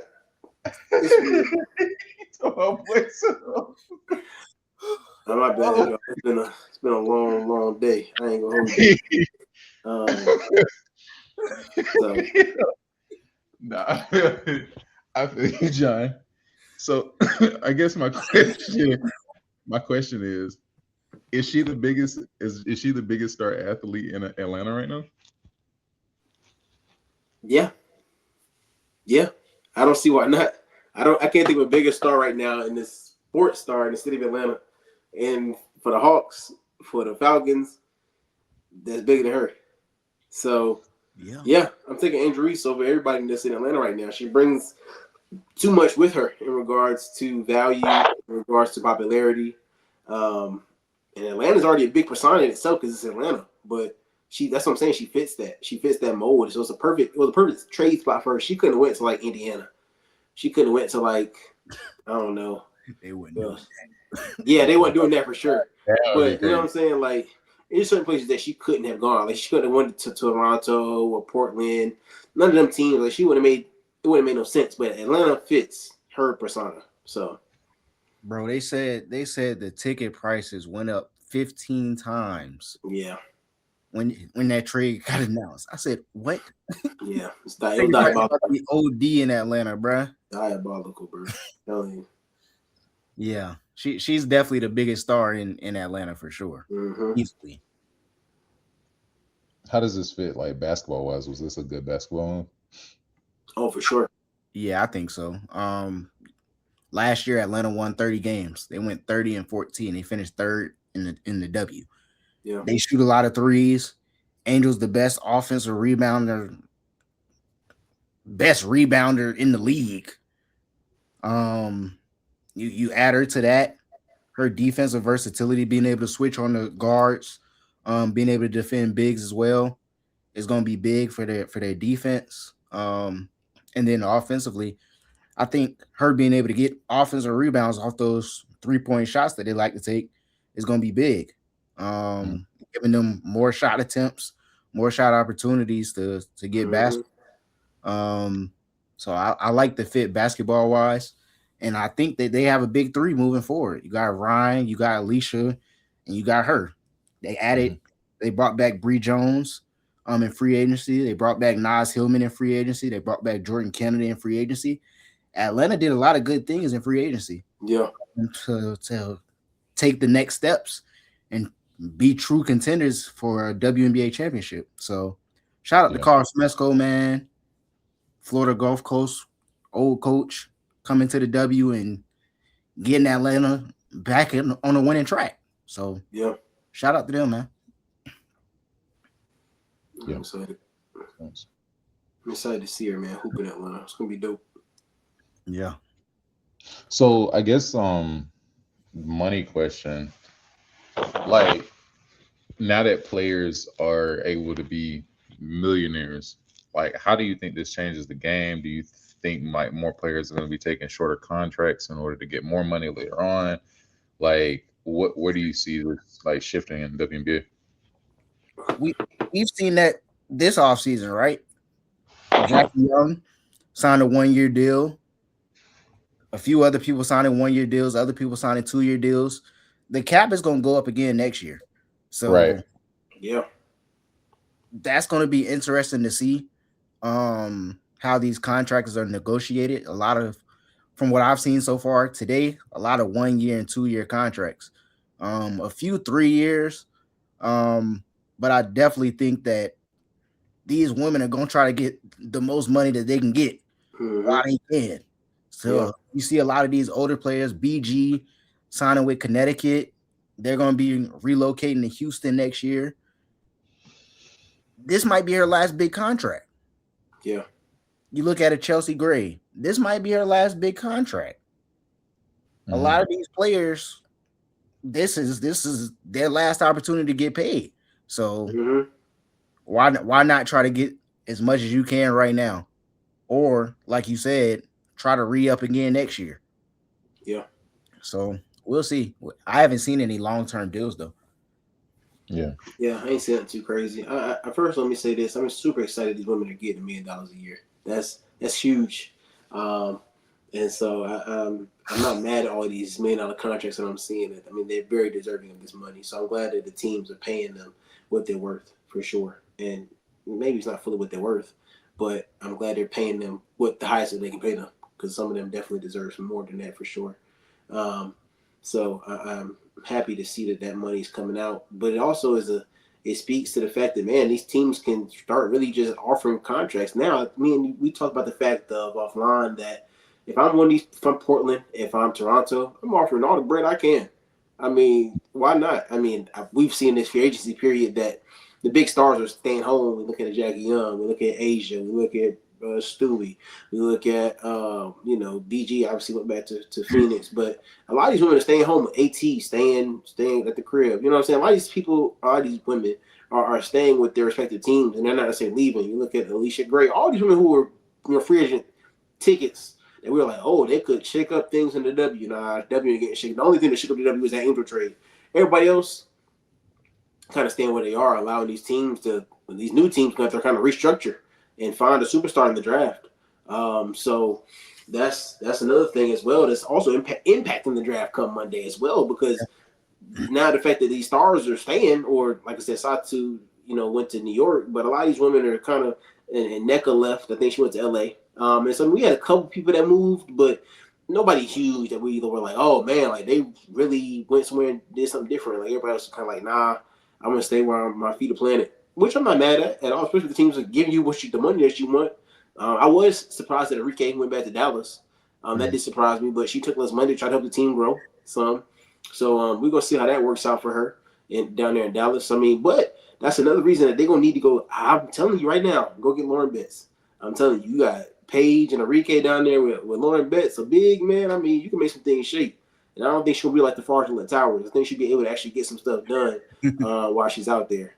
If you are to draft her, but if you go get fam, best wishes with that as well. I mean, not that she's bad. I mean, I think she can. I think she looks like she can hoop. So we're gonna see what it's talking about. I think with Fam in Dallas, it's gonna be interesting to see if they play her at the 4 or the 5. Mm-hmm. I think with Betts, we know that she's a 5. She's 6'7". She's going to be the center. But I think with Fam, get a little bit more of a versatility. She's only 6'4". We know that Asia's 6'4", and she plays more to power forward, but can slide up to the 5 if needed. Mm-hmm. So she does give you that versatility aspect. I think if you are, like you said, John, I think the free agency does have a big impact on the draft. Yeah. Right? You look at a team like the Toronto Tempo expansion team, new team. They have Marina Mabry. They got Brittany Sykes. They offered a contract to Shakira Austin, but Shakira is more of a 4. If they can get a 5, if they can trade up to get a Lauren Betts, possibly, that would be crazy. Huge. Right? So and they have the 6 pick. So they could possibly try to move up. They can get up to 3 or 4, give up the 6 pick and maybe something else.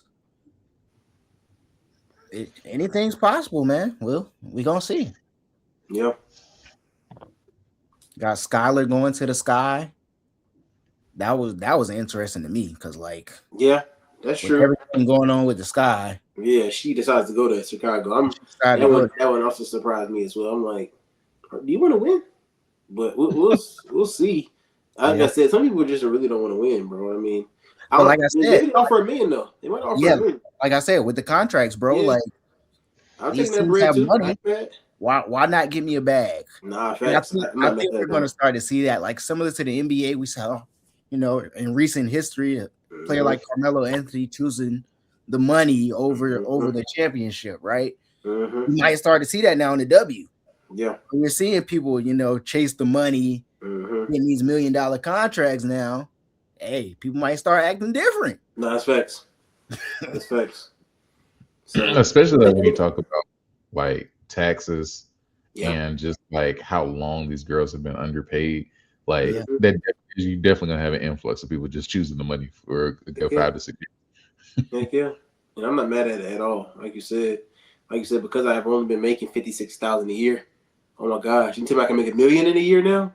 Whoever gonna give me $1 million, I'm gone. I don't care who it is. We can go how many ever many games we play? 0-44. Right, 0-44. But I got $1 million. And just look at the doggone increase. Like I can't do that math in my head, obviously, but it's a crazy increase of salary from $60 to $1 million. Is diabolical. I think Caitlin Clark. They said Caitlin Clark's contract went from 85,000 to 500 something thousand. Like that's like a 6-time increase, bro. Crazy increase, man.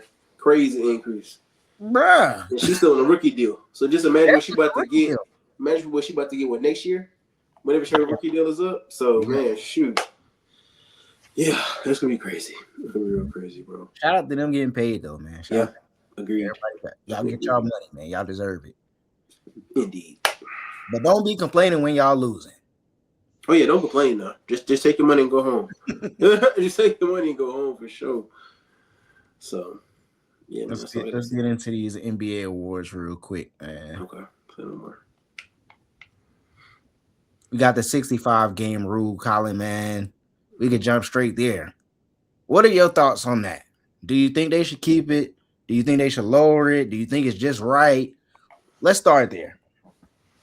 I think they should get rid of it because what they're trying to do, they're trying to attack a problem that's much different, that's much deeper than a player's playing a certain threshold of games, because they are talking about appealing Luka, because Luka is currently ineligible, but because he had a kid, they're trying to appeal it and say that was like a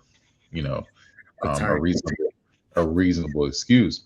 But if they do accept his appeal, then that opens the can of worms for everything else now in the future. Somebody's dad dies, somebody's mom is sick.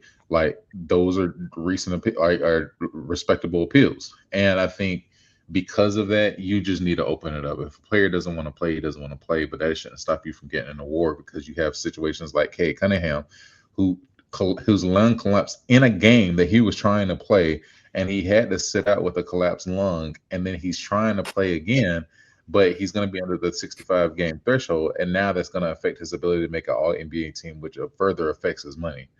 I don't think that's right, especially if he is not sitting out for like just personal reasons, but he's actually sitting out because of a game that he played. And for those reasons, I think that it still hasn't stopped the tanking issue. People are still sitting out. And like last night, they said like 185 players across the league were sitting out, which is a terrible problem. So you're still going to have the same problems that you were trying to avoid last year when you didn't have it. So I don't think that you should mess with people's money, and you just take it all out. Yeah.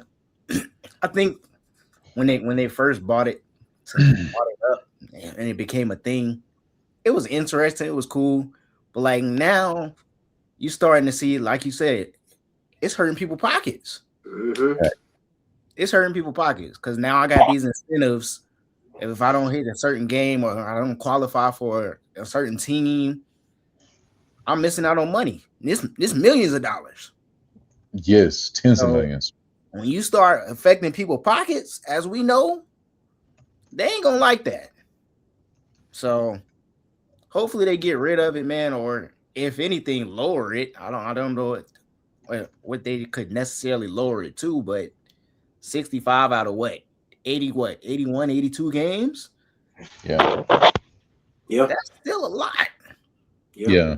So, I mean, you really can only miss 10, 12 games for real. Yeah. And the thing is, a lot of the conversations, I was listening to a sports podcast this morning, and they were saying the jurisdiction doesn't always fall on the player to make that decision, that they have sports scientists in the organizations and they have team doctors that even if you're at risk of being hurt, they'll inform the organization and decide to do not play you, DNP you before the game just for precautions. Player can't make a decision. They just are following the instructions of the coach. So how is that going to be on the player's fault? And then you look at somebody like Giannis who wanted to play, and like you said, the team is not going to let him play. Just like, dog. Now, granted, he probably not going to qualify for anything anyways this year, but and in other years, had he been up for something, definitely could have impacted that. Yeah. MVP. Who you got, man? MVP. I'm going SGA. In my heart, I think Jokic was the most valuable player this year. But just judging based on the NBA standards, usually you get the leg up if you have the momentum going later into the season, and if you have the team with the best wins, and if you're the number one seed. And I'm not gonna lie, we talk about him being a free throw merchant, but Shai's had a good year, and he hasn't had any let-offs from last year, so I definitely think he'll get it this year again. Yeah, I wouldn't be surprised if he gets it. I'm probably leaning towards Jokic only because how he's been playing down the stretch, bro. Like literally doing everything, bro. Hitting tough shots over Wemby, beating OKC. Like he's really been doing it all, bro, all season at a high level. About to be having a triple double. Yep. Like we haven't seen a run like this in a while from anybody. Absolutely. What's Wemby's case? Do you think that Wemby has a shot of getting MVP? I think so. I think nobody expected him to be this good this soon. He's dominant on both ends of the floor. Like we talked about with the minutes thing, he has to play in the last game in order to qualify. Yeah. So hopefully he's able to play. Yeah. To even qualify. So we'll see. But like I said, he's been dominant on both sides of the floor, bro. Bro, this nigga Wemby so crazy, bro. I mean, this dude's absolutely insane. The stuff he does at 7'6" is really diabolical. I was watching some highlights from him the other night, and just him coming up and down the floor, bro. Like, he just takes 2 steps and is at the basket. Like, he can really just put his hand up and dunk. I mean, he's just so athletic. To be doggone 7'6" is crazy. So I don't know, man. I gotta give him the MVP off that alone. I mean, but he just been getting after it. And aren't the Spurs like the 1 or 2 seed right now in the West? 2. Yeah. So I mean, like, I don't know. He took them from literally worse to 2 in 2 years, like by itself. Not by itself, obviously he has some help, but like he's obviously the catalyst of that. You know what I'm saying? He came in as the 1 pick, which is hard to do in any league that you come into because most times the 1 pick sucks. I mean, the 1 pick's team sucks. So for him to turn around the Spurs, who had been really lost since Tim Duncan and the boys got up out of there, it speaks to the player that he is. Now, don't get me wrong. I know that you got Jokic and SGA and them guys, but Wemby on a different level. And I just have to be honest about that. Don't get me wrong. Them boys still Joker, SGA still SGA. But Wemby, I've been seeing this dude do some crazy things on the TV at his height. It's just insane the way he just moves. It's just he really is an alien. He just moves up and down the court like he's an alien, like for real. Like he's just like you can't do nothing with it. You know what I'm saying? Like you really just got to let him get his points and hope that your other big and your other players around can not just knock down their shots to help you win the game. So I want to see playoff Wemby. That's all I want to see. So playoff Wemby, I'm tapped in. I got to see it for myself. So if he doesn't win MVP, which he may not do, he'll definitely be in contention again next year. And I got to see playoff Wemby what he does with this opportunity to be in the playoffs again. Now I know he's not gonna win, and the media is not talking about him anymore. But I think Jaylen Brown deserves votes. I think we're looking at it when Jason Tatum comes back. Like when Jason Tatum came back, it was like, oh, it was just seamless. But I don't think people understand this was supposed to be a gap year for us. Like everybody was saying next year was the year. We even got Anthony Simons because he was going to be trade leverage for us during the draft. Like I think the fact that he not only was able to put the team on his back, but we were, 2 games from first place at one point in the season. Like especially even though the East was down, especially just with the roster that we have, I think he deserves a lot more love and votes than he's probably going to get. I agree with you on that wholeheartedly. I definitely didn't expect Boston to be where they are. As a Boston fan, I was like, what else? Well, let's just see what happens. And man, every time I look, them boys is winning. And like you said, we got great playoff seeding. I mean, like, so this playoff is going to be very, very interesting for Boston because, man, from not expecting to be there to where you could potentially go to a championship is crazy. And like you said, to not have one of your biggest stars on the team for the majority of the season, I mean, it's also to speaks to, like you said, to JB the way he was hooping this year. So I'm all for JB having MVP votes. Yeah, shout out to Jaylen Brown, bro. Like you said, bro, like he literally put the team on his back, bro. Like nobody expected y'all to be the 2 seed. Shout out to him, bro. Like there's really nothing more we can say about that, bro. Like he's been hooping, bro. He showed he could be a number 1 option on a winning team. Yeah. And shout out to him, man. He deserves all the money he got. Nah, facts. He deserves it. So, yeah, that's all I got, brothers. Who do you have coach of the year? Once again, tough. You can make a case for a lot of people. You can. Spurs coach. Nick Johnson. Nuggets coach. Shoot, the Hornets coach. Nah, facts. The Hornets coach deserves. Hey, the Hornets coach, bro, because nobody expected them to be that nobody good. expected. No, the Hornets deserve some love. I'm telling you. Celtics coach. Yeah. There's a lot of people who could win. That might be the toughest award to give out. Because what are you looking for? What are you looking for? It's true. Because if I'm being completely honest, I might give it to the Hornets coach. Yeah. Either the Hornets or the Spurs coach. I'm giving it to one of them. Maybe Missoula. I think Bickerstaff has to get it, in my opinion. Like, I mean, I wouldn't be mad at it. I mean, the Pistons been top dogs in the East all season. So, I mean, I get it. But if it were me, like I said, I didn't expect the Spurs to be that good. I didn't expect the Hornets to be that good. I got to give it to one of them. If it were me, maybe, like I said, maybe Missoula. I'm with you. The Pistons took a step, but I mean, they were in the mix last year. I mean, yeah, shout out to Bickerstaff for getting them to the 1 seed because that's not easy. But like I said, I wasn't expecting the Spurs to be that good, and I for sure wasn't expecting the Hornets to be that good. Yeah. It's a case for all of them coaches, man. Shout out to them. Who are you giving it to? Okay. What you said Bickerstaff? Yeah, only because I did not think that when Cade went out, I thought it was going to be a real drop off. But low key, like Dennis Jenkins has come in and, kind of steadied the ship.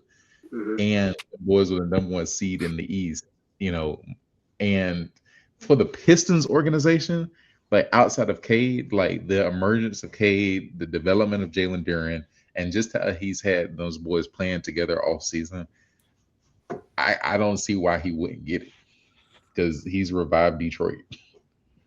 Yeah, he has. Them boys definitely back for sure. Yeah, most improved. Oh no! I said the Hornets, bro. I mean, Hornets. Man, I didn't expect the Hornets to be no kind of good this year, and they've been hooping out on a different level I've ever seen the Hornets hoop. They just been doing stuff. I was like, what? What happened? Oh, his most improved player, brother. That boy gave a team. that boy made his own award. The John Carmichael was improved. That boy made his own award. Hey, this the winning shot awards right here. Hey, our own awards. Give our team and individual awards. I was waiting for him to say somebody on the Hornets. I was like, this man gonna get a where you going with this? My bad, man. I told that boy's film all day. Yeah, I think the Hornets definitely been the most improved team. I feel like in terms of player, for me, it would be Nickeil Alexander-Walker. Okay. I mean, I would want to give the award to Jalen Johnson, but I don't know if he necessarily qualifies for like most improved because he was good last season. Like, what's the qualifications for it? Right. If you're being honest, what's the qualifications for it? Because didn't Ja win in 1 year or something? Yeah, and he gave it. That's the year he gave it to Desmond Bain. Yeah. So I mean, shoot, like I told you earlier off camera, that man Jalen Johnson about averaging a triple double. Bro, but I've never seen a 1 year jump like this. Yeah, crazy, and got the Hawks winning. Little the winning enough to where they traded Trae Young. They said we're good. We got our guy. They said we got our guy and traded Trae Young. The real JJ. Ah, yeah, Crazy. Yeah, I wouldn't be mad at either one of those getting it. Both on the same team. Share the award.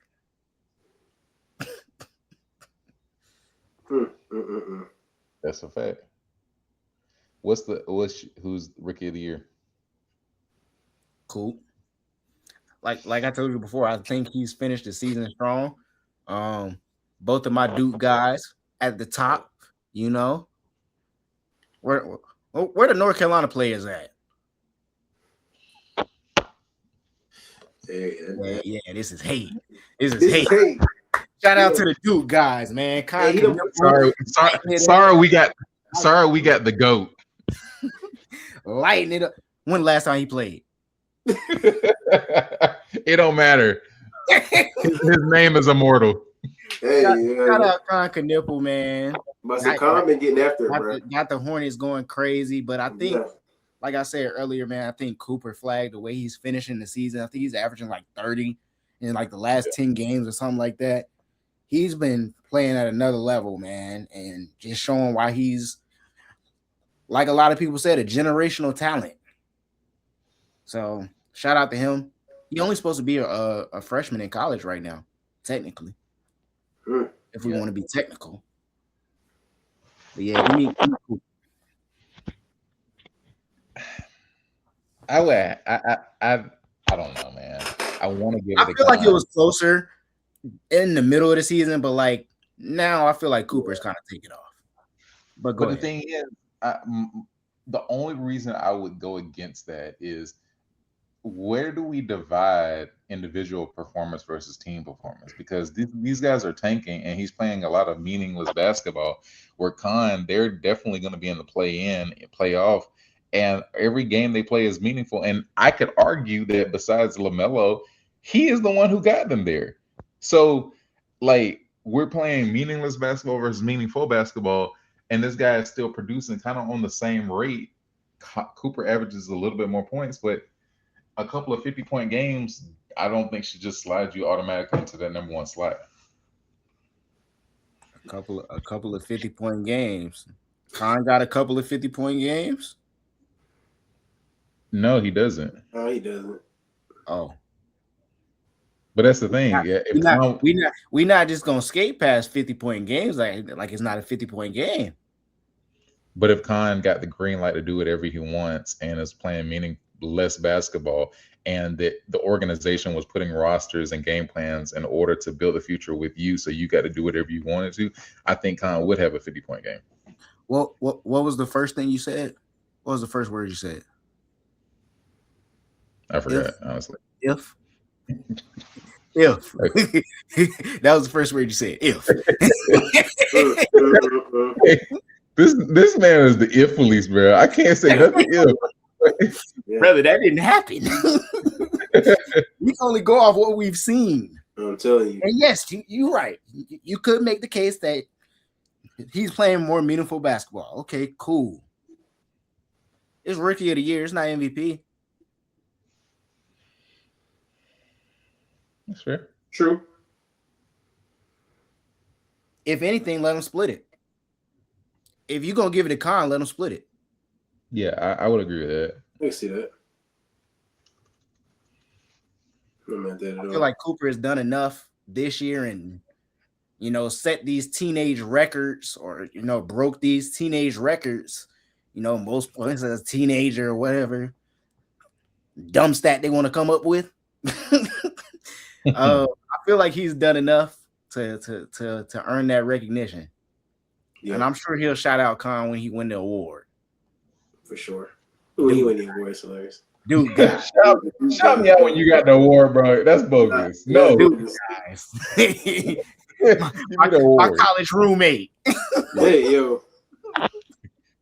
Hey, there were people out here more deserving than I was. Then give it to me. I don't want to hear that. Yeah. Nah, yeah. These award races gonna be cool, man. Playoffs gonna be cool. Yep. Who you got coming out the West and the East right now, man? It's almost playoff time. So I want to say OKC, but I'm actually go with the Spurs in the West. So I think the Spurs are gonna upset OKC. I think Wemby is. I think because Wemby doesn't get the MVP, he's going to try to have a moment. And their team, low key, like even Vassell, Barnes, De'Aaron Fox can still have moments themselves. And so I think they got to start off strong. But if they get that momentum, I think they have enough to beat OKC, and they beat them in the regular season a couple of times too. And I'm rolling with my guys. Like I've seen enough. When Tatum came back, I said I've seen enough. And we're gonna run through the East. I think the only person I'm really actually kind of worried about is the Knicks. But like you said, it just depends on what Knicks team is coming. But if y'all are still up and down, I trust us to get through that series. Yeah. So you got the Spurs beating the Thunder and the Celtics beating the Knicks. Yep. John? I'm not gonna give you who they're gonna beat, but I'm gonna tell you I got Boston coming out the East and out the West. Dang. It's tough because you got Nuggets in the West, Spurs in the West, and OKC in the West too. Yep. So 3 of them gonna be tough. I'm gonna say Wemby too, man. I think Wemby just 7'6", goes to work. I've seen enough. Like I saw enough first game when he dropped 30 something on Dallas, man. When the Coup Flag probably first game in the league, Wemby was getting buckets. And if he brings that same kind of Wemby energy just for a couple games, let some boys, man, shoot. I mean, you can't stop him. I mean, nobody is like able to stop him. Like you can slow him down potentially, but stopping him is nobody's able to do that. I mean, he's 7'6", so you just got to call Jesus and hope he answers your call. So hope your best player is a little better than he is that night. That's what you got to do. So, yeah. Let me get the same. I think in the West, like y'all said, I think it's gonna be one of those top 3 teams. I'm leaning towards Jokic right now. I'm leaning towards Denver. I just think he's been playing on another level. I think his ability to pass the ball too, to create open opportunities for others is gonna be big. Jamal Murray's been hooping. Aaron Gordon's back. And then in the East, like you said, Collin, that's my biggest concern with the Knicks. It's like you don't know if they're gonna show up or not. They could very well, depending on the matchup, lose in the first round to Atlanta. If we match up with Atlanta, that wouldn't surprise me one bit if the Knicks lose to Atlanta in the playoff series in the first round. That would not surprise me. But we just beat Boston the other night. That gives me a little bit of hope, even though Jaylen Brown was not playing. And we had 55 looking like a mini all-star out there. Baylor. So I think fully healthy with everybody playing, I'm gonna have to go with Boston, unfortunately. If Tatum's out there, if Jaylen Brown is out there, that's gonna be a tough out. Like we talked about, Kata's been playing very well down low for y'all. That duo is just gonna be hard to stop, man. Come for 4 games, bro. To beat them 4 games, that's gonna be tough. I'm not even gonna lie to you. So give me Boston and Denver. Okay. How do you feel about Cleveland heading into the playoffs with Harden and Donovan? Not sold on him. Harden's been hooping, so is Donovan, but I just don't think that's going. They don't have enough to win the East. I don't think. I don't see them making it out of the East. I think the East is going to come out of those top 3 teams.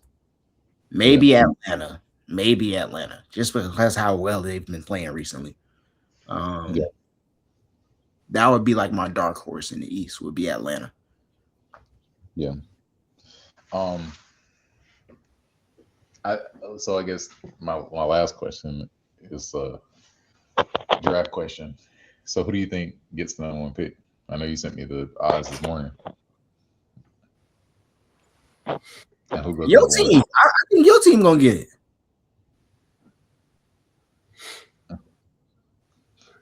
The Wizards. That's your team, ain't it?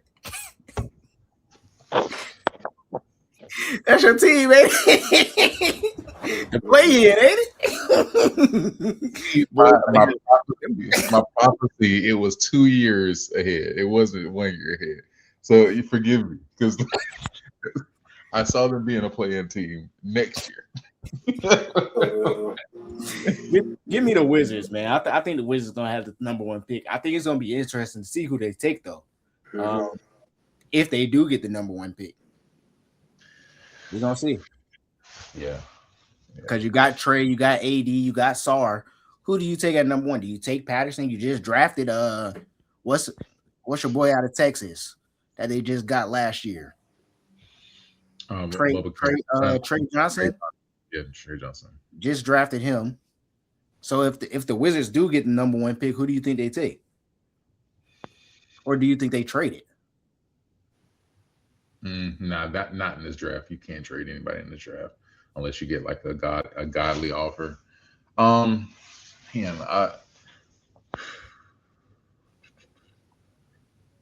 The player they need, it would be a reach to get them at 1, because I could see them getting Quintance from Kentucky, gives them a solid big. I think you have to roll with the Debansa, and you just figure it out. I think AD had to play a little bit of the 5 and maybe put him at the 3 or the 4. Yeah, I just can't see you skipping Debansa at this point, especially because you already got, like you said, 2 guards that can score. Yeah, and you got Sar and you got AD. I hope the Wizards don't get the number 1 pick. Yeah, they might do something dumb. They might just trade that pick. Yeah. Get a guy on a stash in the international. They might do something dumb with that pick. I was joking with you earlier, but with how everything is happening, like weirdly with this Milwaukee situation, I don't know. That 8% is a lie. And the same way we were talking about the Mavs last year, we never would have thought the Mavs were going to get the number 1 pick. I could definitely see something like that happening. Them trading Giannis, and Milwaukee is not but terrible, so they go get like if not number 1, a number 1 or number 2 seed, and they can go get an A-Cuff, or they can go get a Peterson that can kind of keep them relevant instead of going into purgatory. Yeah, or I mean, shoot, you look at a team like the Pacers. Halliburton missed all season. You get a top pick. Shoot, pairing with Hallie, pairing with Siakam. Carlisle might have them boys back in the playoffs, back in the Eastern Conference Finals next year. That's a fact. That'll be crazy. Thanks. Yeah, I think it's going to be one of the best drafts of the decade, honestly. This got the potential to be a deep draft. Like, and going back to college, like March Madness, like you look at a team like Arizona. Like we were talking about Koa Pete at the beginning of the season. You barely heard about that man come March, but he's still about to be a lottery pick. So this class about to be crazy. Facts. And you got Ament from Tennessee. Like I said, the boy from Kentucky.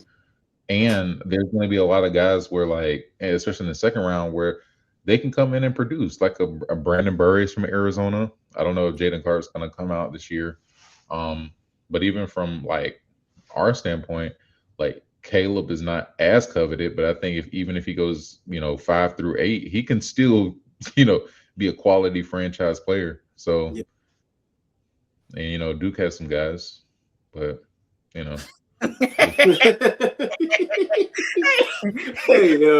boy, shut up. See how the hate Sean to the end, boy. You know who we got. You know who we got. Hey, one last thing I wanted to ask y'all about though, before we get out of here. What are y'all thoughts on the Jaden Ivey situation? Refresh my memory. I was like, Refresh my memory. he he got traded from the Pistons earlier this season, earlier last season. Well, at the Yeah. end of last season, and he had been playing sparingly for the Bulls. He was injured, and so Oh. yeah, he went on live and was kind of going against the idea of the NBA celebrating Pride Month and glorifying what he calls "quote unquote" unrighteousness. And then he gets back to the organization. They find out everything blows up, and they waive him for conduct detrimental to the team. And so since then, he's been kind of vocal about him being ostracized like that, along with other sports media critics and people on Twitter. And now I don't think he's going to get signed because it's too late for him to get signed in the playoffs. But I think he's retiring from basketball. Well, tragic. That's what I'm gonna say to you. That is quite tragic, brother. I mean, I guess you stand up for what you believe in, but now you ain't got no job. So I know, like, I mean, what do you think, Reverend Carmichael? yeah, Right. Thank you for that runaround. Everybody want to crack a joke. I wasn't answer. This man was Word. nah. I think, bro, honestly, I think, buddy, people love to put the Christianity tag on stuff when sometimes you're really just going through something in your mind. Because, I mean, prior to this, it didn't seem as if he had came out and said nothing to this effect. So I don't know if he just found Christ 2 days ago and now he just wants to kind of go on a rant and rampage. But in my personal opinion, it's not the way to go about it. I think it's okay to have your opinion on things, but I think the way that it's not about your mindset. It's about how you say things, right? And so I think that, the fact he's calling out all these people saying that they're not Christians and they're not doing this and that, but I think if you speak more to what you got going on in your life, because I didn't hear about anything he said was saying about himself, like how he had really changed or what had changed in his life.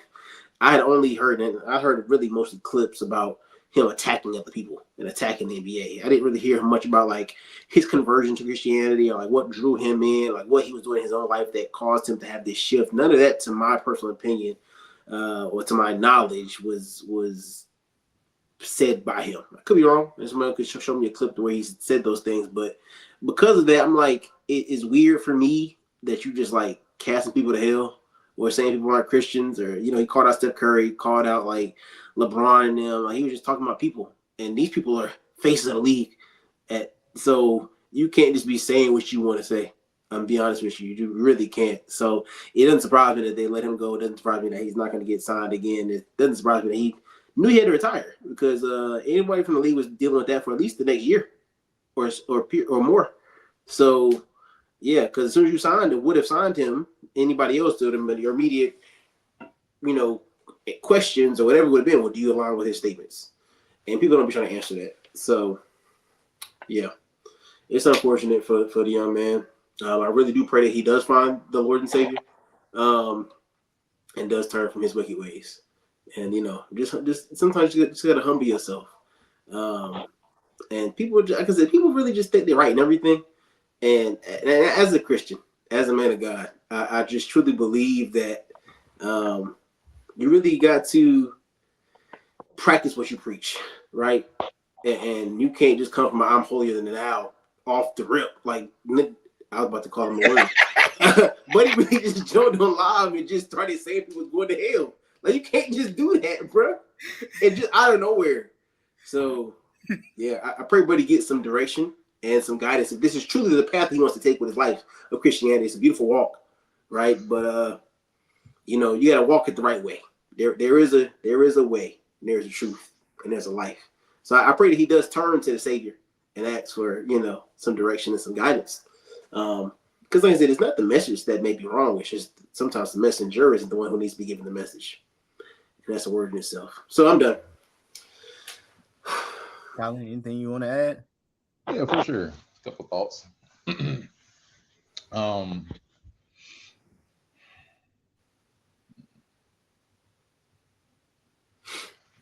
I understand where Jaden was coming from.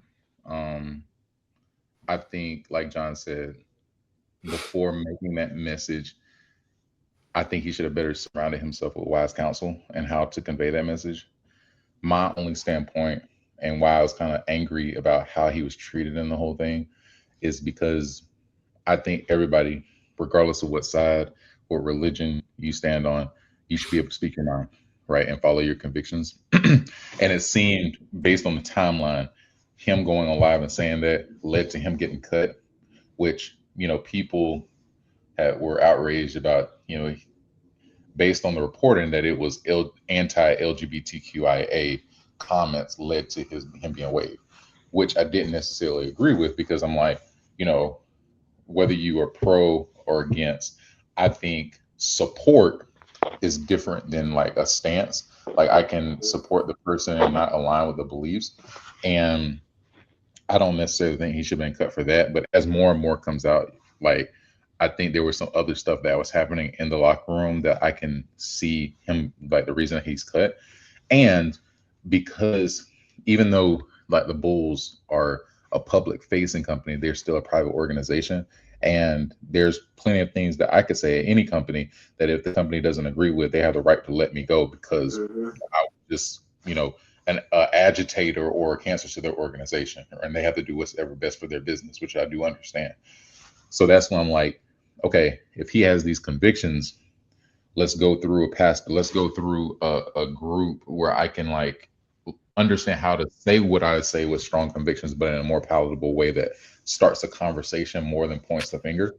And I think that's where I wouldn't say he missed the mark, but I think there could be a little bit more wisdom in his judgment on that matter. I think the one thing it bothers me a little bit is like sometimes standing on your conviction doesn't always mean you have a mental health problem. And I think a lot of people talked about him being crazy, him going insane.